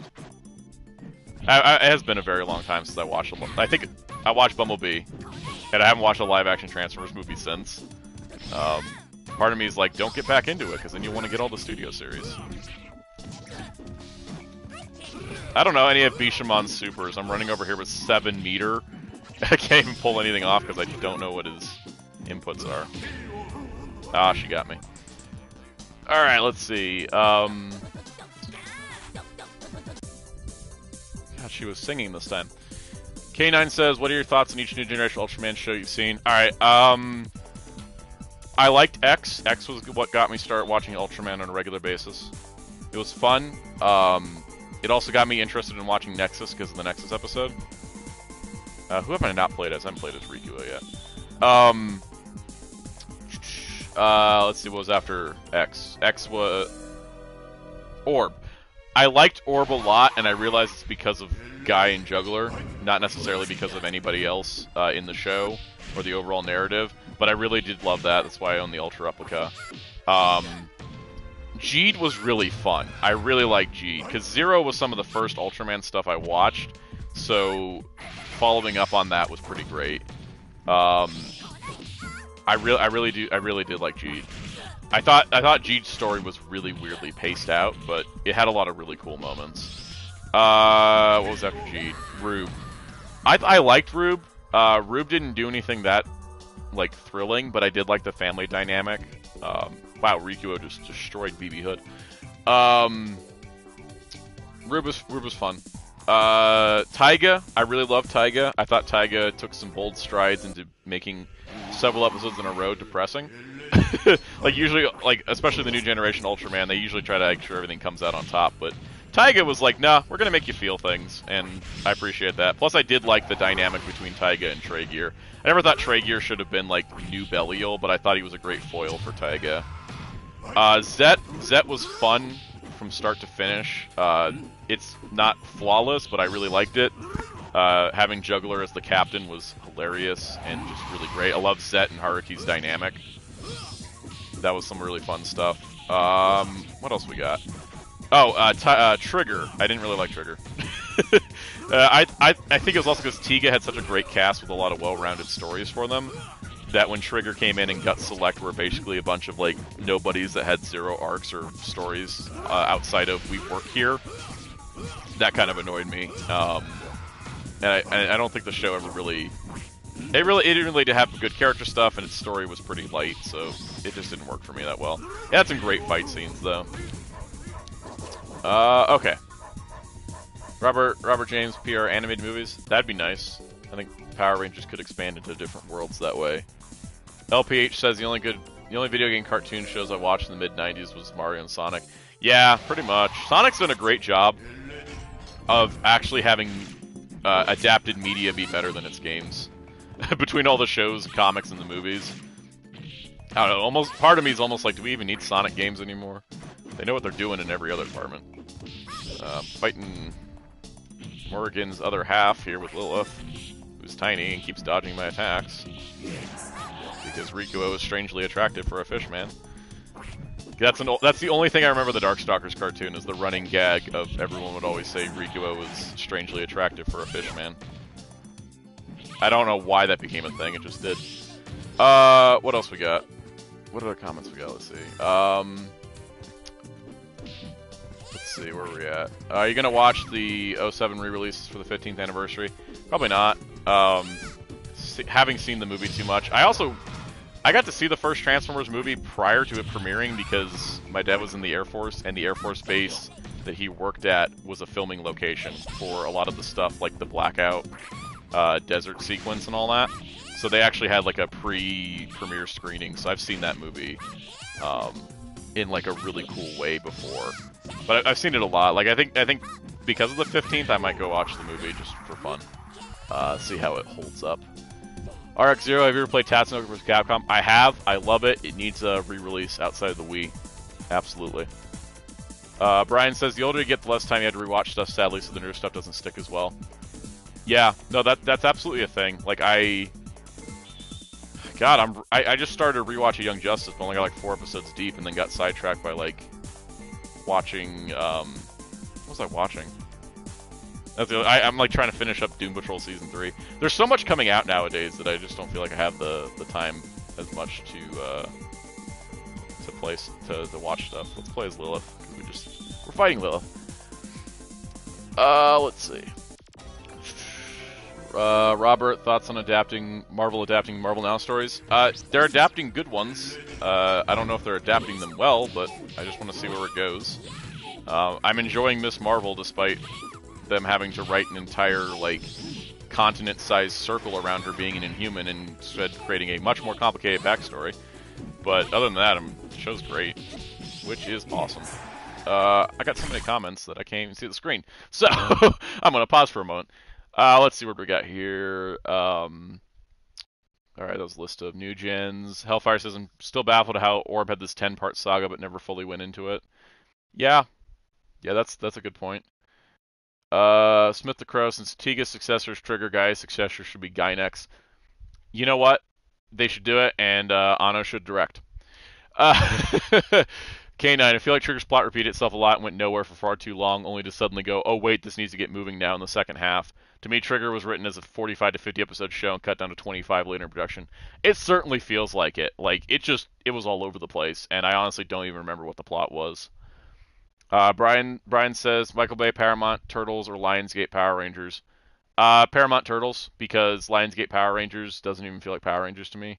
And the Paramount Turtles, especially the second one, at least got Turtles stuff correct. I think the second Turtles, outside of like dumb decisions like Casey Jones as a cop, you have Tyler Perry as Baxter Stockman, and I'll take that any day. Alright, let's see where we at. Okay, Smith the Crow, to me, I prefer to wait several years before rewatching anything for the most part. Yeah, I'm kind of like that too. Like part of me sometimes, like, what was it, like, I've been going through Kamen Rider shows. I went through all the Showa Kamen Riders last year, and then I just like rewatched.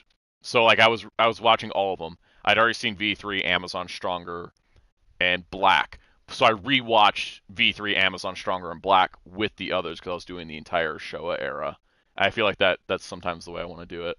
I really want to rewatch all the DC animated movies again because it's been forever. K9, also so odd how the main plot of Trigger adapted Tiga the Final Odyssey while Trigger movie adapted the most famous two-parter in Tiga. Yeah, that honestly felt kind of backwards. And I think it's also what hurt the villain trio because they really weren't fleshed out because they were just copying the Tiga versions, but they were only there for a movie, so they never really had much to work off of. Robert, Titan Season 3. I don't want to talk about Titan Season 3. That was so terrible, it made me not want to engage in any DC stuff for like 2 months. K9 says, I don't like how Trigger Dark was handled all that too well. I liked Zeronos' actor playing Trigger Dark and just hamming it up so much that he was giving Nicolas Cage a run for his money. RX0, what is your least favorite tokusatsu? Franchise-wise, I don't think I have a least favorite franchise-wise. Specific show-wise, there's some Sentai shows I don't like O-Ranger or Jew-Ranger, just because I don't like their characters, and I don't think they really do anything stylistically that interesting. I famously didn't like Kamen Rider Build, and people have complained about that, and I'm like, look, the ending ruined the whole show for me. It really did. And I also just didn't like the way some of the characters were done. Shoot. There's some Kamen Rider movies I'm not thinking of that are awful. Robert says, why are there rumors of Inhumans 2 and Eternals 2? Because people make up rumors. I don't think they're going to make any of those. Brian, not gonna lie, I skipped Power Rangers 2017. Didn't look at PR to me. I wanted to wait. I waited a few years for a big budget Marvel style PR, and that's what they made me. I don't know how that movie cost $100 million and had one action sequence. It's ridiculous. Hellfire, I've actually watched through Titan Season 3 fully, and my brain hurts. Yes, it does. Because Titans was, like, throughout, Titans was, like, kind of nuts. Like, I honestly couldn't predict it. But the way that Season 3's, like, second half went, I was just like, how are you doing anything? It just got really frustrating. Smith the Crow, have you considered checking out Takoki Mikazuki? Yes, I actually was going to watch that like next week. I wanted to catch up on Combinator Revice because when I get tired, I sort of get like burned out of Sentai and Rider a lot, and so I want to go like watch other Toku stuff to kind of like reinvigorate the Toku love. And Takoki Mikazuki is actually on my list of here, reinvigorate yourself with some other Toku. Brian says, but I ended up liking it after watching a home video. I think it does good on a second viewing, because the expectation is gone, because then you know what the movie is. K9 says, I don't think there was a reason for Ignis to exist. I think Trigger Dark should have been a dark reflection of Kengo. Oh yeah, Trigger Dark. I forget, Trigger Dark and Evil Trigger are different things. Ignis, for me, was essentially just every Toei anti-hero character trope rolled into one and stuck into a Subaraya show, and that's why he felt weird. Brian, I enjoyed Titan Season 3. I'm glad you did. I liked it in the beginning. It seemed like they got a budget boost because of the move to HBO Max. The early stuff with Red Hood was great. It's when they pulled the swerve and it was like Scarecrow was manipulating Red Hood, and I was like, man, you couldn't just let Jason be the villain. K9 says using editing tricks to have the same actor play both triggers. That's how Trigger Dark should have been done. That would have been neat. That would have been really cool.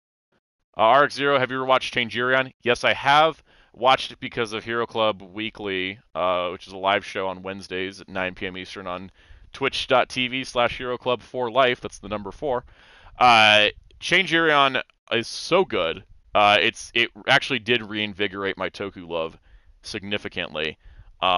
I really appreciate Inoue for writing such an insane show.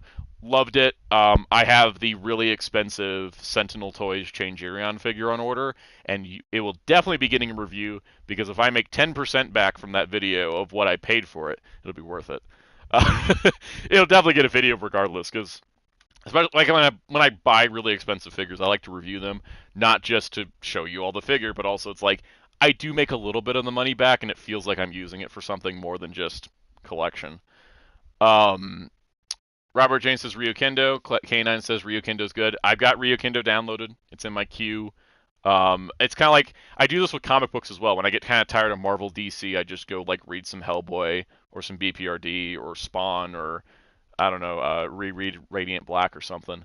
So Ryukendo's in the queue to be up when I feel a burnout. Brian says, in front of the Tangers, I can tell we aren't going to get Rangers till the third act. Yeah, that started to become very apparent, I think, by like the second trailer. Definitely. K9 says, I love how the original vintage Changerion figures yellow really easily. Yeah, I'm hoping Sentinel, being the company they are, I've got a couple figures from them, and they're pretty solid. I have an all-white Cashern figure that's stayed white. So hopefully that one's good. I really did roll the dice on a figure that's going to cost me like $180. But it's Changerion, and that's honestly, that's why I got it. So, that comes out in August, I think. So stay tuned for that review. I'm going to finish up this arcade ladder, because I want to finish the arcade ladder, and I think we'll wrap up the stream here soon. K9 says, Sega made the original Changerion toys. Yes, they did. That's the weird part, is Sega used to be a toy company, too. They didn't just do video games. And they did sponsor Changerion. But apparently, I think they don't have any say in it anymore, because the Sentinel figure only credited Toei and not Sega. I hope they make a Blader to go with that Changerion, because the fact we never got the Blader because the line got canceled sucks. I would buy Guardian Knights too, but again, it's like, please be kind and space them out. Let's see. Brian says, I really like the Paramount Turtles. Yeah, I enjoyed it. I think by the second one, they really found their niche. Kanan says they're cheap and not very good. Yeah, That I've heard things. I've seen the listings on Mandarake of them, and I'm like, yep, nope, they're not amazing. Robert says, as of now, Foe pays in the new PR movie knowing it's going to be MMPR. We don't know it's going to be MMPR. Anyone that thinks they know is running off of sources or rumors. We actually don't know anything about the reboot. Smith the Crow says Sega's still a toy company. If I recall correctly. Yeah, I think they still are. Have they made any toys recently? Also, I love when you change characters in this game and the person you're fighting changes, which is sometimes why I change characters. I know how to deal with Jeddah, because I play Jeddah a lot. Also, Felicia Fast. Let's see. Smith the Crow, I still consider Shinji Urian Sega Kino. Yeah, definitely. Yeah, let me clear Jeddah's health bar, and then I'll respond to more comments. Oh no, I got dragged to the depths of hell.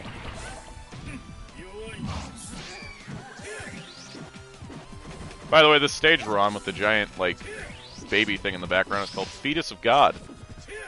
Just so you know that Darkstalkers looks at every religion and says, we have our own, thank you. Alright, let's see, what do we got? Brian says, I got a Sega Spider-Man No Way Home prize figure. Oh, that's interesting. K9 says, we're basically going to talk about how Felicia's basically naked. Let's talk about the fact she hangs out with an 8-year-old in the American cartoon. Robert, Stephen Amell's Casey Jones is great. Would have been better if he wasn't a cop. I feel like that was the opposite of Casey Jones as a character. He is very much an anti-establishment guy. Hellfire, if Bandai decides to make that new D-Scanner CSA, will you buy all 6 colors of it? If they make them. And yes, I know how much that's going to cost. And you know what? I love Frontier too much and know that that would be my one and only chance at that.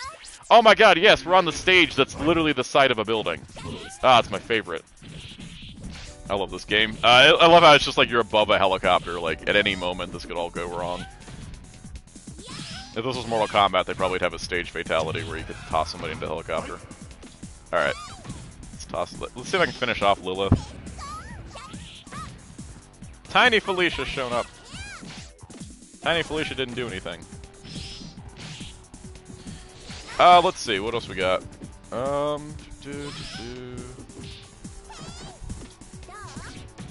Alright. I'm gonna pause for a brief moment. Let's see. Smith the Crow, from what I know, Sega still mostly makes Nesselberries, lie down plushes, and statues. Oh, I need to look into that, because I actually didn't know that. Brian, people have MMPR, PTSD, me included. Yeah, no, it's because we've been bombarded with MMPR since 2010. Like, it took over the franchise because Bandai was like, oh, hey, you know, like, you know, Disney said we're gonna reversion MMPR, and Bandai was like, all right, cool, let's bring out our old cash cow, and then they've been doing stuff ever since. It's annoying. Robert says, very safe bet that the new movie will be MMPR. Yeah, it's a safe bet, but I feel like if they're smart, they'll notice that part of the problem is that Power Rangers has relied on MMPR. And that's smart as in the people producing the movie, not Hasbro.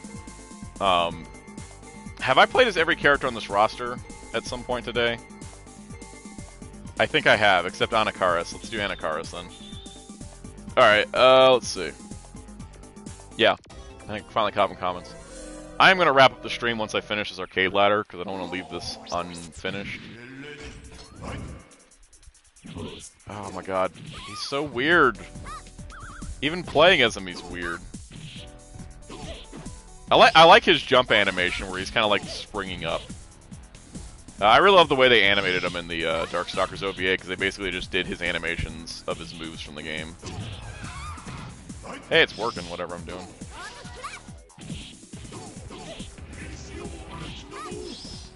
Oh, I love this move.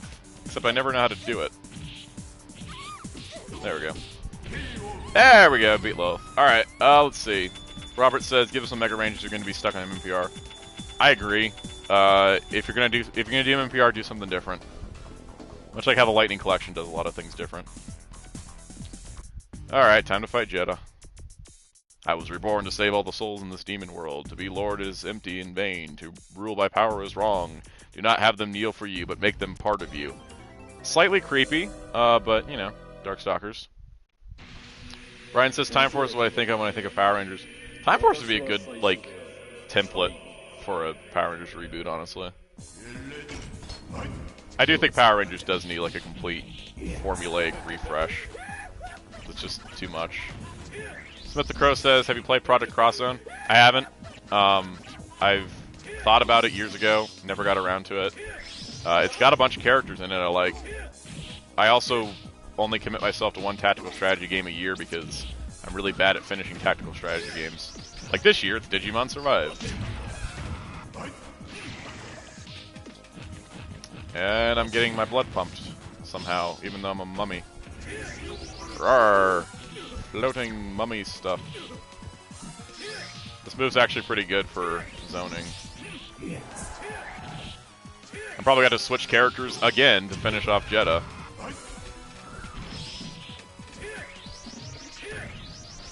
Alright. Robert said Beyond the Grid animated. You know what? It would make a great animated movie because the art style was fantastic. It was the story. It was the writing that was the problem. Brian says some make the argument of is it really PR without the Sentai? If PR is only PR with Sentai, then why is PR not a dub? That's always my counter argument, you know? I think that Power Rangers can absolutely be its own thing.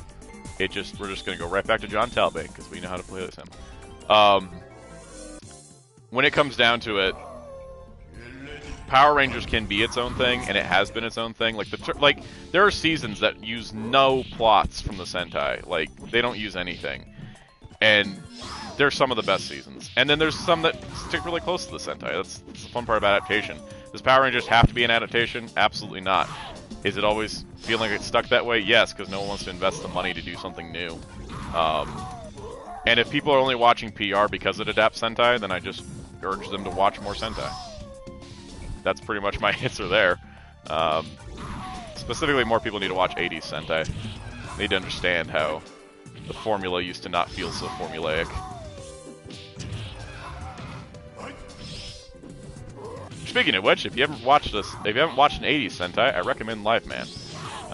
Because I think Live Man's got a lot of the great elements of Super Sentai in it, and sort of establishment of a lot of sort of tropes we expect nowadays. I'm having no luck finishing this arcade ladder. Let's see. Robert says it'd be awesome to give us Ryan Carter to voice tackle. That'd be neat. Bring back everyone to voices. That would be cool. K9 says, "Woo, Talbane!" Yep, we're gonna try to finish this with Talbane. I can win this. Let's see. Hellfire says, plus we have a series that has a lot of original footage than the Sentai like RPM. Yeah, and like as we said, Lost Galaxy. Lost Galaxy and Ginga Man are not even like the same show in any sense of the word. Ginga Man, we're about the nature of the Earth and preserving the Earth from a secret tribe of people. Lost Galaxy, we're on a space colony looking for a new planet.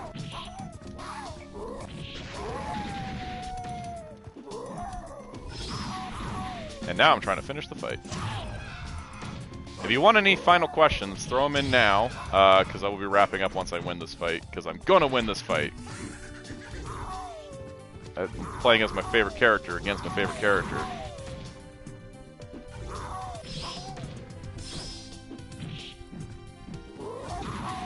Alright, we can do this. Come on.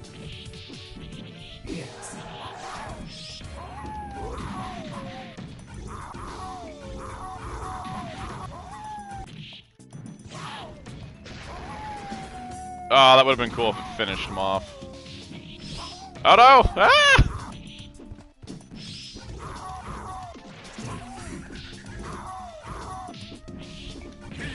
There we go. Won that arcade ladder. Alright, Smith the Crow says, I feel like 80s Sentai does a lot of things better than the modern stuff. They had 19 minutes, and they certainly used every second of it for something cool. And they also didn't have... They couldn't cover any gaps. And I think that made it stronger for it. Robert said I would die if they adapted Kamen Rider into Power Rangers. I don't even know that'll work. I mean, some Kamen Riders have enough members to be a Power Rangers team, like Saber, though. Smith the Crow, Ginga Man, Galaxy Man. Honestly, I think it's only because of the Seiju I think it was just because of the Seiji beast, because they were from the stars. K9, Gingham has more nature theme despite its name, pretty much. Brian says, Transformers is the best CGI ever put on screen. K9 says, Brian, I disagree. I think it depends on the, depends. Brian says, 07 Transformers CGI looks better than in-game. It does, but in-game had a lot more CGI work in it. There was a lot more VFX shots, which is part of the problem. Part of the problem, too, is that Marvel hasn't found an alternative for green screen yet, and I'm hoping that they just go visit Star Wars and say, hey, can we borrow your, like, fancy, you know, AR screen background? Because that honestly looks better. Robert says, Magic 30th Anniversary is an adaptation of Shattered Grid. That'd be cool, but I don't think they have the budget for it. RX0, I don't like the MCU movies, that's just me. I enjoy them for what they are. I think there's some people that get way too deep into it, because there's been memes where it's like, where people are like, oh, MCU fan watches another movie for the first time. And it's like, it's true though, because I think you can get too absorbed into the MCU. I enjoy an interconnected series of movies, but I enjoy it also for, yeah, there's certain characters I like, but I do like the adaptation of the Marvel Universe for the most part. Arc-Zero, I prefer Toku over the MCU movies. Yeah, that's another thing too. This is always like a barrier. It's like, as a Toku fan, you watch Western superhero movies, you have to go in with a different mindset, because Japanese tokusatsu is something special. And I don't know if, and a lot of times the Western stuff is never as extravagant. Brian says fandom around the MCU is cringe. It can be. Like, they put themselves into hype cycles for things that don't even exist, and that always kind of like, it's also frustrating as a comic fan when I see people going, we want an adaptation of House of M, and I'm like, no, you don't. House of M is terrible. We want to adapt Secret Wars. I'm like, which one? And then they never specify, because they don't actually read the comics. They're just there for, you know, whatever they're there for. And in and of itself, I do congratulate the MCU on being, like, the most successful franchise in the world and having an interconnected universe actually succeed, because a lot of other interconnected universes have failed. So I will give it credit, but it has a lot of problems, and a lot of problems with the fan base. It's much like Star Wars, where some of the biggest problems with the franchise are actually the fandom. Let's see. K9 says Transfer Super got Master Force and Victory good shows. I like Victory. I haven't watched Master Force, but I like Victory a lot. Smith the Crow, there should be another Capcom fighting collection with Tech Romancer. Yeah, that would be great. There's some other games I can think of too. Not right now because I've been streaming for 2 hours, but you know, there's a lot of games that they could do another collection of. I'm just glad we got all the Darkstalkers out up front. Again, maybe that's just like personal bias or whatever, but I'm glad that we got the collection we got, and hopefully it sells well enough we get another one. Brian says MCU made people think that shared universe means leading to a big event. Yep, that's absolutely a problem. And I think the other problem is that, and I think that other studios have tried to copy that. Like, I think the Godzilla MonsterVerse was definitely like making all their movies leading to Godzilla vs. Kong, which I don't think was as big of an event. It was still a good movie though. I enjoyed it. Brian also said shared universe used to just be stuff that happened to share continuity. For example, Star Trek. Star Trek is probably the oldest known shared universe, because I mean it's been a shared universe ever since The Next Generation started airing in 1987. Then you had two different casts of characters in the same universe. Let's see, Arc-Zero, I like Capcom's 90s games more than modern stuff, especially when they keep doing Uncanny Valley. Yeah, part of that problem is the RE engine makes faces weird. It really does. I think of Capcom's modern stuff, I pretty much only like really love Monster Hunter nowadays. But I do love, like, especially in their fighting games, I'll take the 90s, the classic fighting games over any of it. Smith the Crow, when is Zone Fighter and Monsterverse?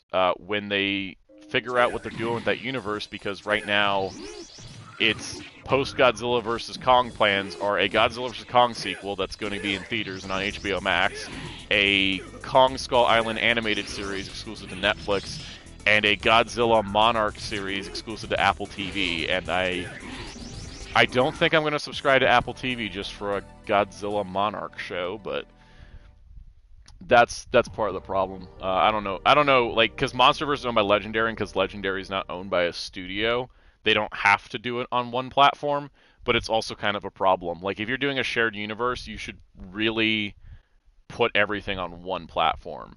so that people can just, like, for Star Trek, like, if you're in the U.S. and several countries in the UK and Ireland, you can just go to Paramount Plus. That's where all your Star Trek is. You go to HBO Max. That's where all your DC is. You go to Disney Plus. That's where all your Marvel, Star Wars, Pixar is. MonsterVerse splitting up between everything is kind of ridiculous. RX0 says, thing that turns me off about the RE engine is the teeth. Oh no, those teeth. Yep. Customizing my Monster Hunter Rise character was kind of a nightmare because of the teeth. Because they'd look fine in the like character customization screen, but then you go to the model in game and it was just looked completely different. Brian says people say the DC is pointless because not leading anything. For example, well, they were first. They were leading to a big old apocalypse storyline before Warner Brothers decided that they hated Zack Snyder so much to take away a movie from him while he was grieving his daughter's death. So the DCU doesn't need to lead anything. I think them doing standalone stuff is honestly smart, and they should keep doing it. Robert says, Winnie the Pooh is down the free realm use and getting a horror movie. Yep, because that first book hit public domain, people went nuts. Smith the Crow, well, Incredible Hulk isn't on Disney Plus. Yeah, that and the Spider-Man movies aren't. Incredible Hulk, I love it, but it's one of the least consequential MCU movies. But that's because it's still owned by Universal. And then the Spider-Man movies aren't there because they're owned by Sony. But they're eventually going to get there because apparently they're going to go to Netflix next, and then after Netflix they'll end up on Disney Plus or some weird thing. Part of the MCU problem, too, is that Cloak and Dagger isn't on the service either, which is an MCU show. That should get fixed. Brian, I was scared of Power Rangers being split up between services when it left Netflix. Still kind of is. I mean, at least the new stuff is on Netflix, and then the older stuff's on YouTube. But it's if you have a shared universe that you want people to be engaged with in this point in streaming, it needs to be all on one platform.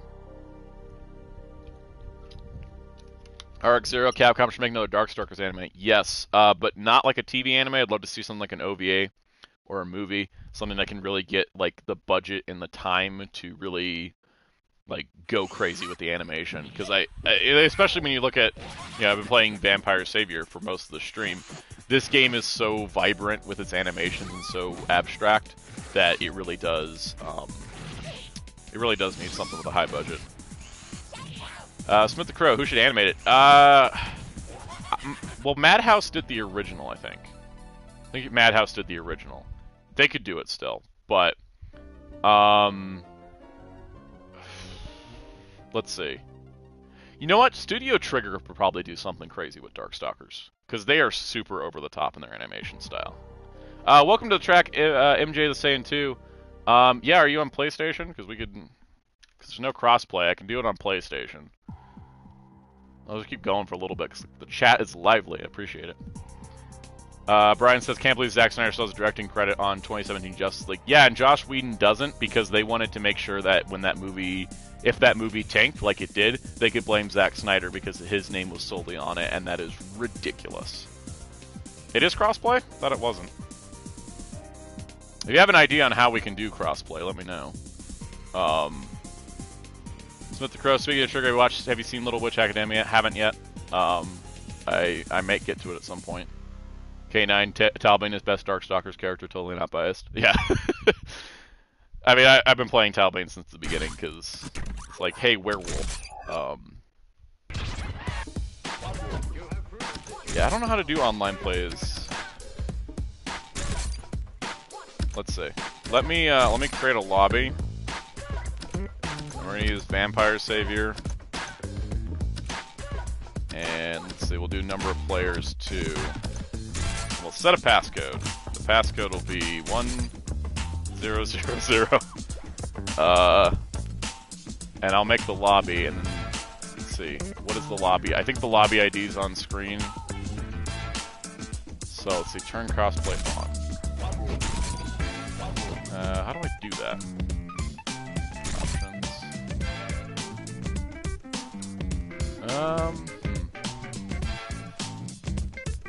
Let's see.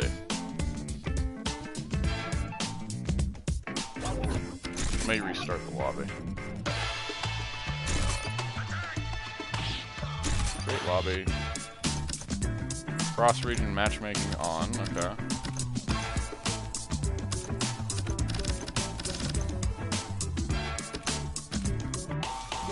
Alright, I think I got it all set up. see the passcode is 1200. Let's see if you can join. Yeah, it's got all the information on the screen. So let's see. Smith Crow, glad Cyberbot's in this collection. Me too. That's a fun game, honestly. I played it. I only played it for like 10 minutes. I've been mostly playing Darkstalkers since I got the collection. Brian, Edward Norton couldn't get writing credit on Incredible Hulk, but Whedon didn't get directing credit despite directing a significant amount of the movie. Yeah, no, I think they did that purposefully to tarnish Zack Snyder's reputation, because someone at Warner Brothers really hated him. Like, Zack Snyder seems like a nice guy. I mean, I don't like all of his movies or anything, but he seems like a decent person. I don't know why that studio hates him so much.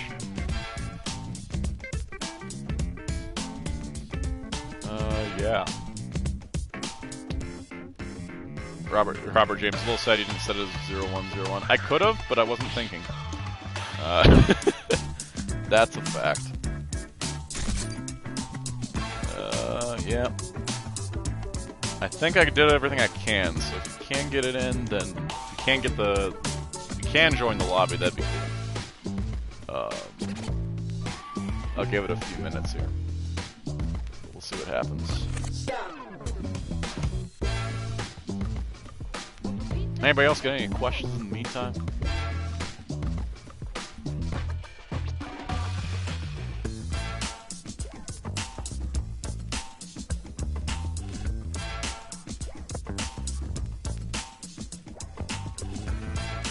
Brian says all about Eagle. Someone has to be the fall guy, and fans siding with Snyder also led to that. Yeah, that happens. Hollywood is... God, what was this old thing in film school? Hollywood is 90% ego and 10% actual filmmakers. Oh, dang, the actual lobby thing isn't working.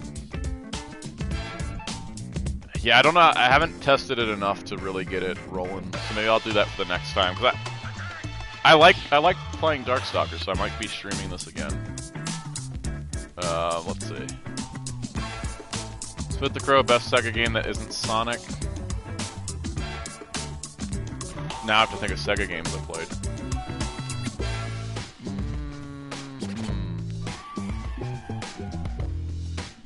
Yeah, I'm trying to think of... God, what are there... I know I played... Oh, Samba de Amigo. That is my favorite non-Sonic Sega game. That is definitely it. Okay, let's see. Robert James, now I got the theme stuck in my head. Yep, that happens. RX-0, I think Sega's problem is internal struggles, just like an ego, just like Warner Brothers. Most likely. I think a lot of companies suffer from that. Hellfire Gaming, will you do Gunpla or use a G-Witch? I don't know yet, because I don't know if I'm buying anything yet. I'm undecided because I have way too many model kits. Brian, them releasing the Snyder Cut is the same acknowledging how wrong they were about the direction of the DCU. Yeah, I mean, them releasing the Snyder Cut apparently was because somebody HBO Max pushed for it, and then the Warner Brothers film division got really pissed they did it. There was so much infighting in the AT&T era, and I think whoever walked into Warner Brothers Discovery after Warner Brothers did Discovery did their merger, and then like whoever walked in to be in charge, they probably just had a mess on their table. Robert James Gridman theme. I love Gridman. Alright, MJ, are you trying? So it's trying and it's not joining? Because it should work with the passcode. K9, I'm really hyped for the Figure Rise Standard Ultraman Trigger and Zero kits. I'm excited for those because if it's like the Kamen Rider ones, they'll be pumping them out quick enough that we could probably get a bunch of Ultras there that we aren't getting in Figuarts at a fraction of the price. Dang, okay, so... Alright, I think we'll wrap up the stream, and then, we could try doing another one of these, unless you guys want me to wait. I could probably do another half hour. Cause now I've cooled down, now I can use my hands again. So RX0, you're trying to install the game, maybe try it out. Alright. Yeah, if you want to give it a try, I'll go for a few more minutes. It's not that big of a game, it should download quick. K9, I'm glad the Figure Rise Standard is doing the normal Ultras now. Yeah, I'm glad too. I like the anime designs, but I like the token designs more. Robert, I need two more seasons of the Ultraman anime. I need to understand where the Ultraman anime is going, because it just took a swerve. Arc Zero, is it crossplay? Supposedly it is, but I'm not sure. Let me check this out. All right, let's see. Reddit comments are always iffy, but all right, 4 months. So from 4 months ago, posted by somebody deleted on Reddit, was a screenshot that says cross-platform matchmaking is not supported. Let me go check the Capcom website real quick. See if I can find out. K9, I don't like the manga Netflix anime versions, designs, or Ultraman designs at all. They're too busy for my liking. They're very much like Exosuit, Iron Man stuff. Let me see here. I'm going into, let's see, new features. Yeah, no. Okay, so apparently there is no cross-platform matchmaking, which I don't know if that's bad on Capcom, bad on Sony, bad on whoever. Yeah, it did say crossplay in the trailer. That's what I'm seeing here.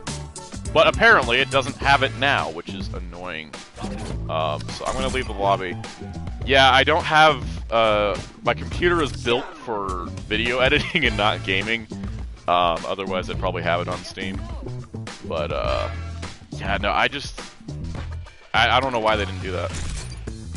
So if Capcom, if you're paying attention, add crossplay. But that could always be Capcom's problem, or Sony's problem, or somebody. Who's to say? It's somebody. Let's see. Alright. Hellfire, anime season 2 took a hard left on the cliff and then floated towards the moon. That's what it sounds like. Spit the Crow, worst things with modern anime within the shows anyways. Episode counts are super low nowadays, which I get as a production thing. But, like, it's annoying sometimes. I really love a show and it's only 12 episodes. Like, I wish Dyna Zenon was longer. I really love Dyna Zenon. But the other problems, too, is that it does feel like there's a lot of shortcuts in production. So I don't watch a lot of modern anime because of that. I think the most recent stuff I've watched is I watched Dyna Zenon, Shaman King. God, I was going to watch Megalobox 2 because I really liked the first one, but Megalobox 2 did not. It had, like, a lot of writing trouble in the beginning, so I haven't gotten back to it. Let's see. Brian asks, are you done with Titans or will you be watching Season 4? I thought I was done with Titans after Season 2, because I'm a big Donna Troy fan, and that ending did not sit with me well. And then ended up watching Season 3 anyways. Will I not watch Season 4? I mean, I likely won't, but we'll see what happens, because there's rumors they're doing, like, they're doing a Hive storyline or something. I'll see. I'm not exactly sure. RX0 says, worst thing about modern anime is probably the laziest art style, which is probably from the light novel adaptations. I've noticed a lot of anime do the 2D cel-shaded style, and I feel like it allows them to cut a lot of corners, which sucks. Robert says, and that's what happens when you buy Apple. Who bought Apple? RX0, and the writing is kind of bad because of the pacing. Yeah, that happens. There's a bunch of shows, like SSSS Gridman had this weird thing where it was like so slow in the beginning and then just like started up a bullet train at episode 7 to get to the end. I watched it twice just to figure out what the heck happened. Smith the Crow, and before they make anime with 65 episodes. I mean, Digimon Adventure 2020 was 65 episodes. I didn't mind it. It had way too many episodes that did absolutely nothing for its characters or its story, but yeah, it's just how it goes. Yeah, I don't feel like playing any more Darkstalkers because I'm tired. But I don't mind chatting. Apparently there's a fighter awards section, which I think is mostly just the trophies you get. But you get these little artworks. That's pretty neat. Anyways, let's see, what do we got? Smith the Crow says so they can put it in syndication. Yeah, that would work. Arc0, what controller are you using? I'm using and I've had it for like 5 years, but it's a Mad Catz Tournament Edition 2 arcade stick. I really do like my arcade stuff. I'm gonna put the Darkstalkers screen on the screen, so it's a little more exciting than just menu. The Lord of Vampire. But yeah, I use an arcade stick, so I don't know if you've been hearing buttons or not. It's usually kind of quiet. Brian says, does that girl with the thighs on SSSSS Gridman have more figures than the actual Gridman? It seems that way. Yep. Yeah, Rika and Akane both have more toys than Gridman does. It's kind of insane. K9 says, chatting is fun. Yeah, I'll chat for a little bit longer too, honestly. Arc Zero, the TE2 is pretty cool. I have a few sticks. Yeah, I had one on my PS3 that was an Injustice branded one. This one, for the most part, it's pretty stock. Like, I haven't done anything major to it. I did buy myself a Guilty Gear ball top and dust cover, so I have like chibi Guilty Gear characters on my stick. And I made custom artwork, which is like all of my favorite fighting characters from all my favorite fighting games. That needs updating, because I need to add more characters for some recent stuff, like King of Fighters 15. Spit the Crow gives Rika and Akane are waifu bait. Yep, pretty much. Robert says, wait, 2020 Adventure was 65 episodes in the way they're getting all those dubbed. Apparently they're going to do the whole thing. If they don't dub the last third, that'd suck, because that was, like, the best stuff. Hellfire, didn't Mad Cats go under? Yep, I think Guitar Hero Live killed them, because they did all the peripherals for that. And that was sad, not for anything else they made, but specifically for their arcade sticks, because those were the best stuff. I love my Terminator. I've had it since 2016, and it still runs great. I haven't even had to replace a button on it.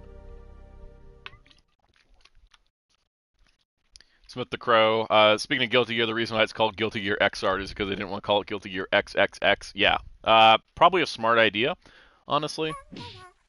Smith the Crow, no, it was Rock Band 4 that Mad Catz did. Okay, yeah.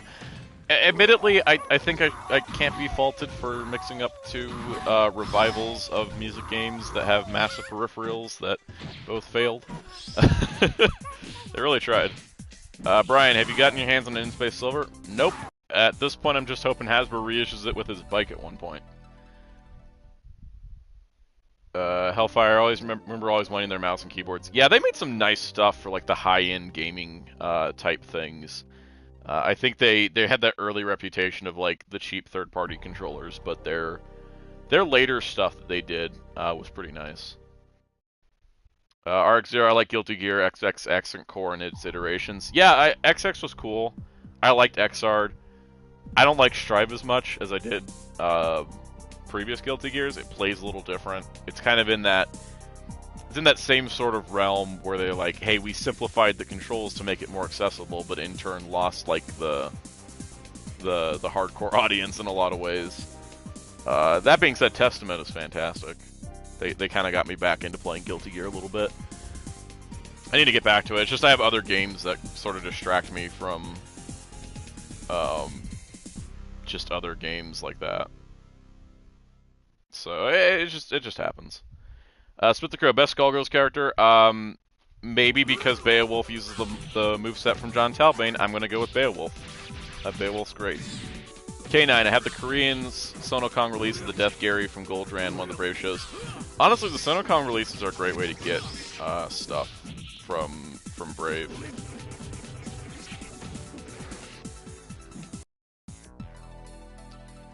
Let's see, what else we got going on?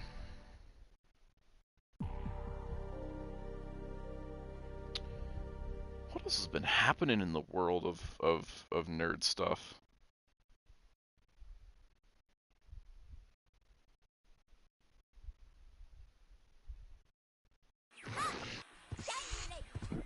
Oh god, there's more Vice stamps. When will it ever end? I'm glad I really didn't get into Vice stamps for Revice.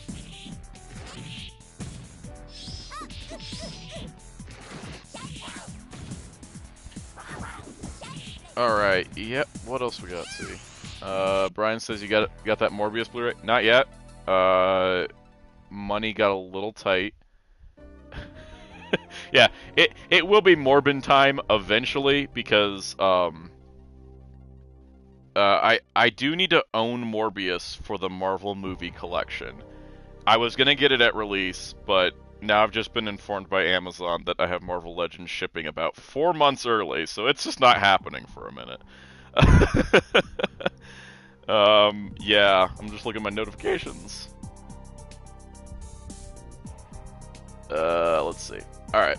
So, what else we got here? Okay. K9, it'll never end. It'll never end, Soundout, it'll never end.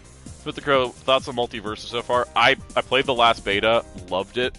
As somebody that played a lot of Smash in his life, I played a lot of Smash Bros. In my life. I got kind of bored of Smash Brothers. I thought Nick All-Stars Brawl was kind of neat, but it didn't really scratch the itch of the game. But Multiversus did. That's because Multiversus feels like fighting game first, Smash clone second, which is really cool. And then also there's just the intrinsic thing of I know a lot more Warner Brothers properties than I do Nickelodeon ones. And not to compare the two, but they're both coming out. They're both out about the same time. But I think that like Nick brings the more party game aspects of Smash to the table, whereas Multiversus brings the more fighting game aspects from Smash to the table. Hellfire says CGS Titan Sword is going for pre-order, but I can't see the page because P Bandai hates Americans. Yeah, I don't know why P Bandai locked us out from gazing at their stuff from a distance. Smith the Crow, Mighty Morphin Power Rangers. You know what? They should just really lean into it and just do it. That's the MMPR reboot I want. I want the Morbin cut of Power Rangers. Brian, the day I went to buy Injustice 4K, they had at Best Buy they had the regular Blu-ray and silver $10. You might luck out on the price. Yeah, what was it? I was looking at some of the places for sales because that's what I'll do sometimes. Like there's Blu-rays where I'll buy them instantly, like Ultraman. I buy them for video purposes. And there's others like something goes up for pre-order. It's like, oh, I need the Batman like right now. But then others ones I was like, oh, I'll just pick them up later. Like Target just did a buy two get one free sale, so I just got a bunch of the backlog cleared up. K9, I have a vintage Abara yellow figure, the one that came packed with the Raptor. When I opened it, it felt all sticky. Yeah, Bandai plastic in those days could sort of like just degrade. Smith the Crow, Lion-O should be in Multiversus, absolutely. Just put the entire Thundercats team in, so I can hear people complaining there's too much Thundercats, which will feed the Warner Brothers algorithm to say that we need more Thundercats. Just as long as it's like 80s or 2000s Lion-O and not like Roar Lion-O.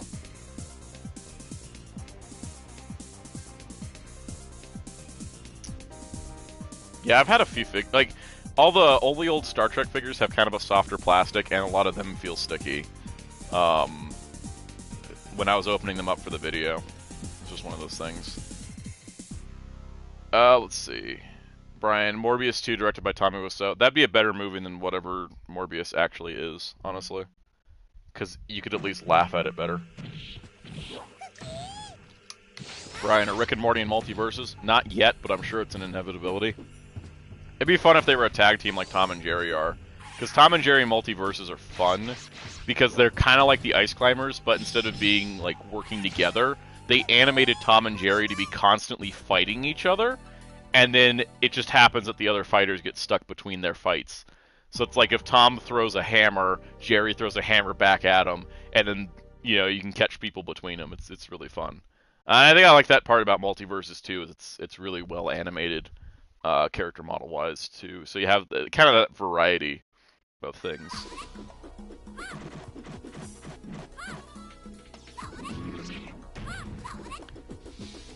Smith, Silverhawks for Multiverses? Why not? Silverhawks for everything, honestly.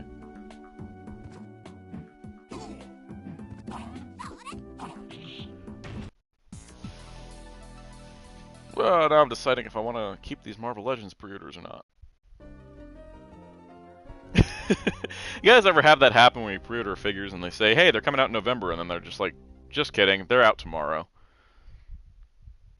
Brian, still waiting for Batman vs. Team in T2. Same. K9, man, maybe too many of these characters in the game make me want to use the "oh no, he's hot" clip from SpongeBob, and I don't know what that says about me. It means you're a person of taste. Because Darkstalkers cast is just too good. Smith the Crow, Monstar from Silverhawks leading the Monstars from Space Jam. You know what? That is too good not to work. I would love that, honestly.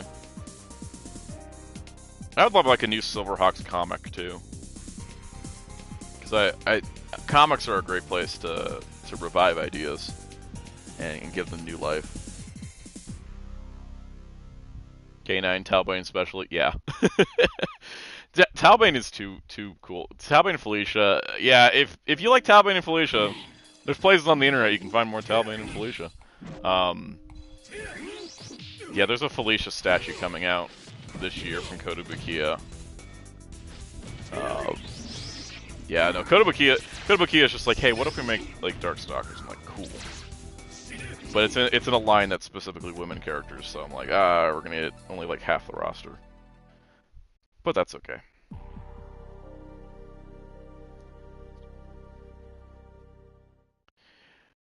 Yeah.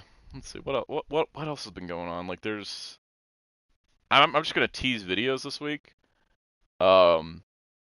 Wednesday I'm doing a Figure Arts review, and Friday I'm doing a Blu-ray haul. So that should be fun. Brian, after Injustice and MK animate movies, feel like they're headed towards an MK versus DC. Yeah, probably, honestly. Smith says, with the Crow, GSC is finally doing Stall Girls characters. Yeah, I saw that. And Storm's doing Guilty Gear in their action figure line too, which is, I'm probably gonna end up doing the Guilty Gear line as well. Brian says, love the haul videos. Yeah, I enjoy making them because, well, part of it's because they're easy to make, and then it's also just fun talking about a wide variety of topics. Let's see. K9 says, by the news part of Star Trek, Play by Star Trek was great. Thank you. Spent that whole week working on it. I'm glad you're enjoying them so much, because I always try to make those videos. They're really hard to do. It's why like part 5's been pushed off, is because I knew that I had to do. I want to do something fun with the tribbles, and so to specifically do that took a lot more work than normal. I'm glad that they got you back into Star Trek after you took a break from them, because honestly, that's the thing I really like. I think for me as well, it like reinvigorated me, because like I was kind of like, I was watching the shows, like watching everything chronologically, and then like working on the videos. I've blown through so many episodes, just making sure I research everything, and I'm like, oh, I need to get to this episode, but I'll just watch all the episodes to get there. So that's been super fun. RX0, I love customizing arcade stick different parts and test it out on random games, including games it wasn't made for. Yeah, what was it? I was playing TMNT Shredder's Revenge on my arcade stick. That was fun. K9 is so excited for the new Playmates figures. I am too.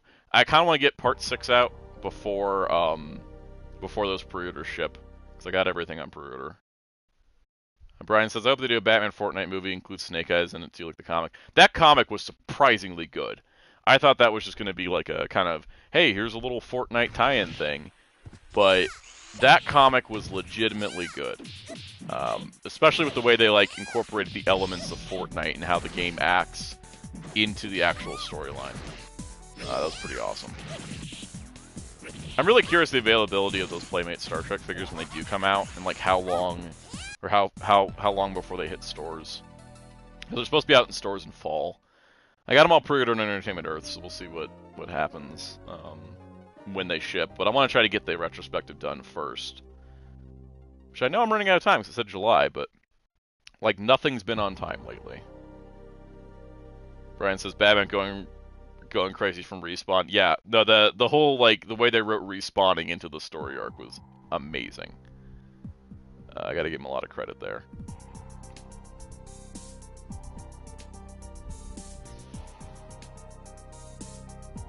Kanan says they're apparently going to be cheaper in stores. Yeah, I was hearing that like someone reached out to Playmates and Playmates confirmed a price that was much cheaper than the online price, which makes sense and tracks with like previous Playmates stuff. They end up being cheaper in stores than they do online for whatever reason,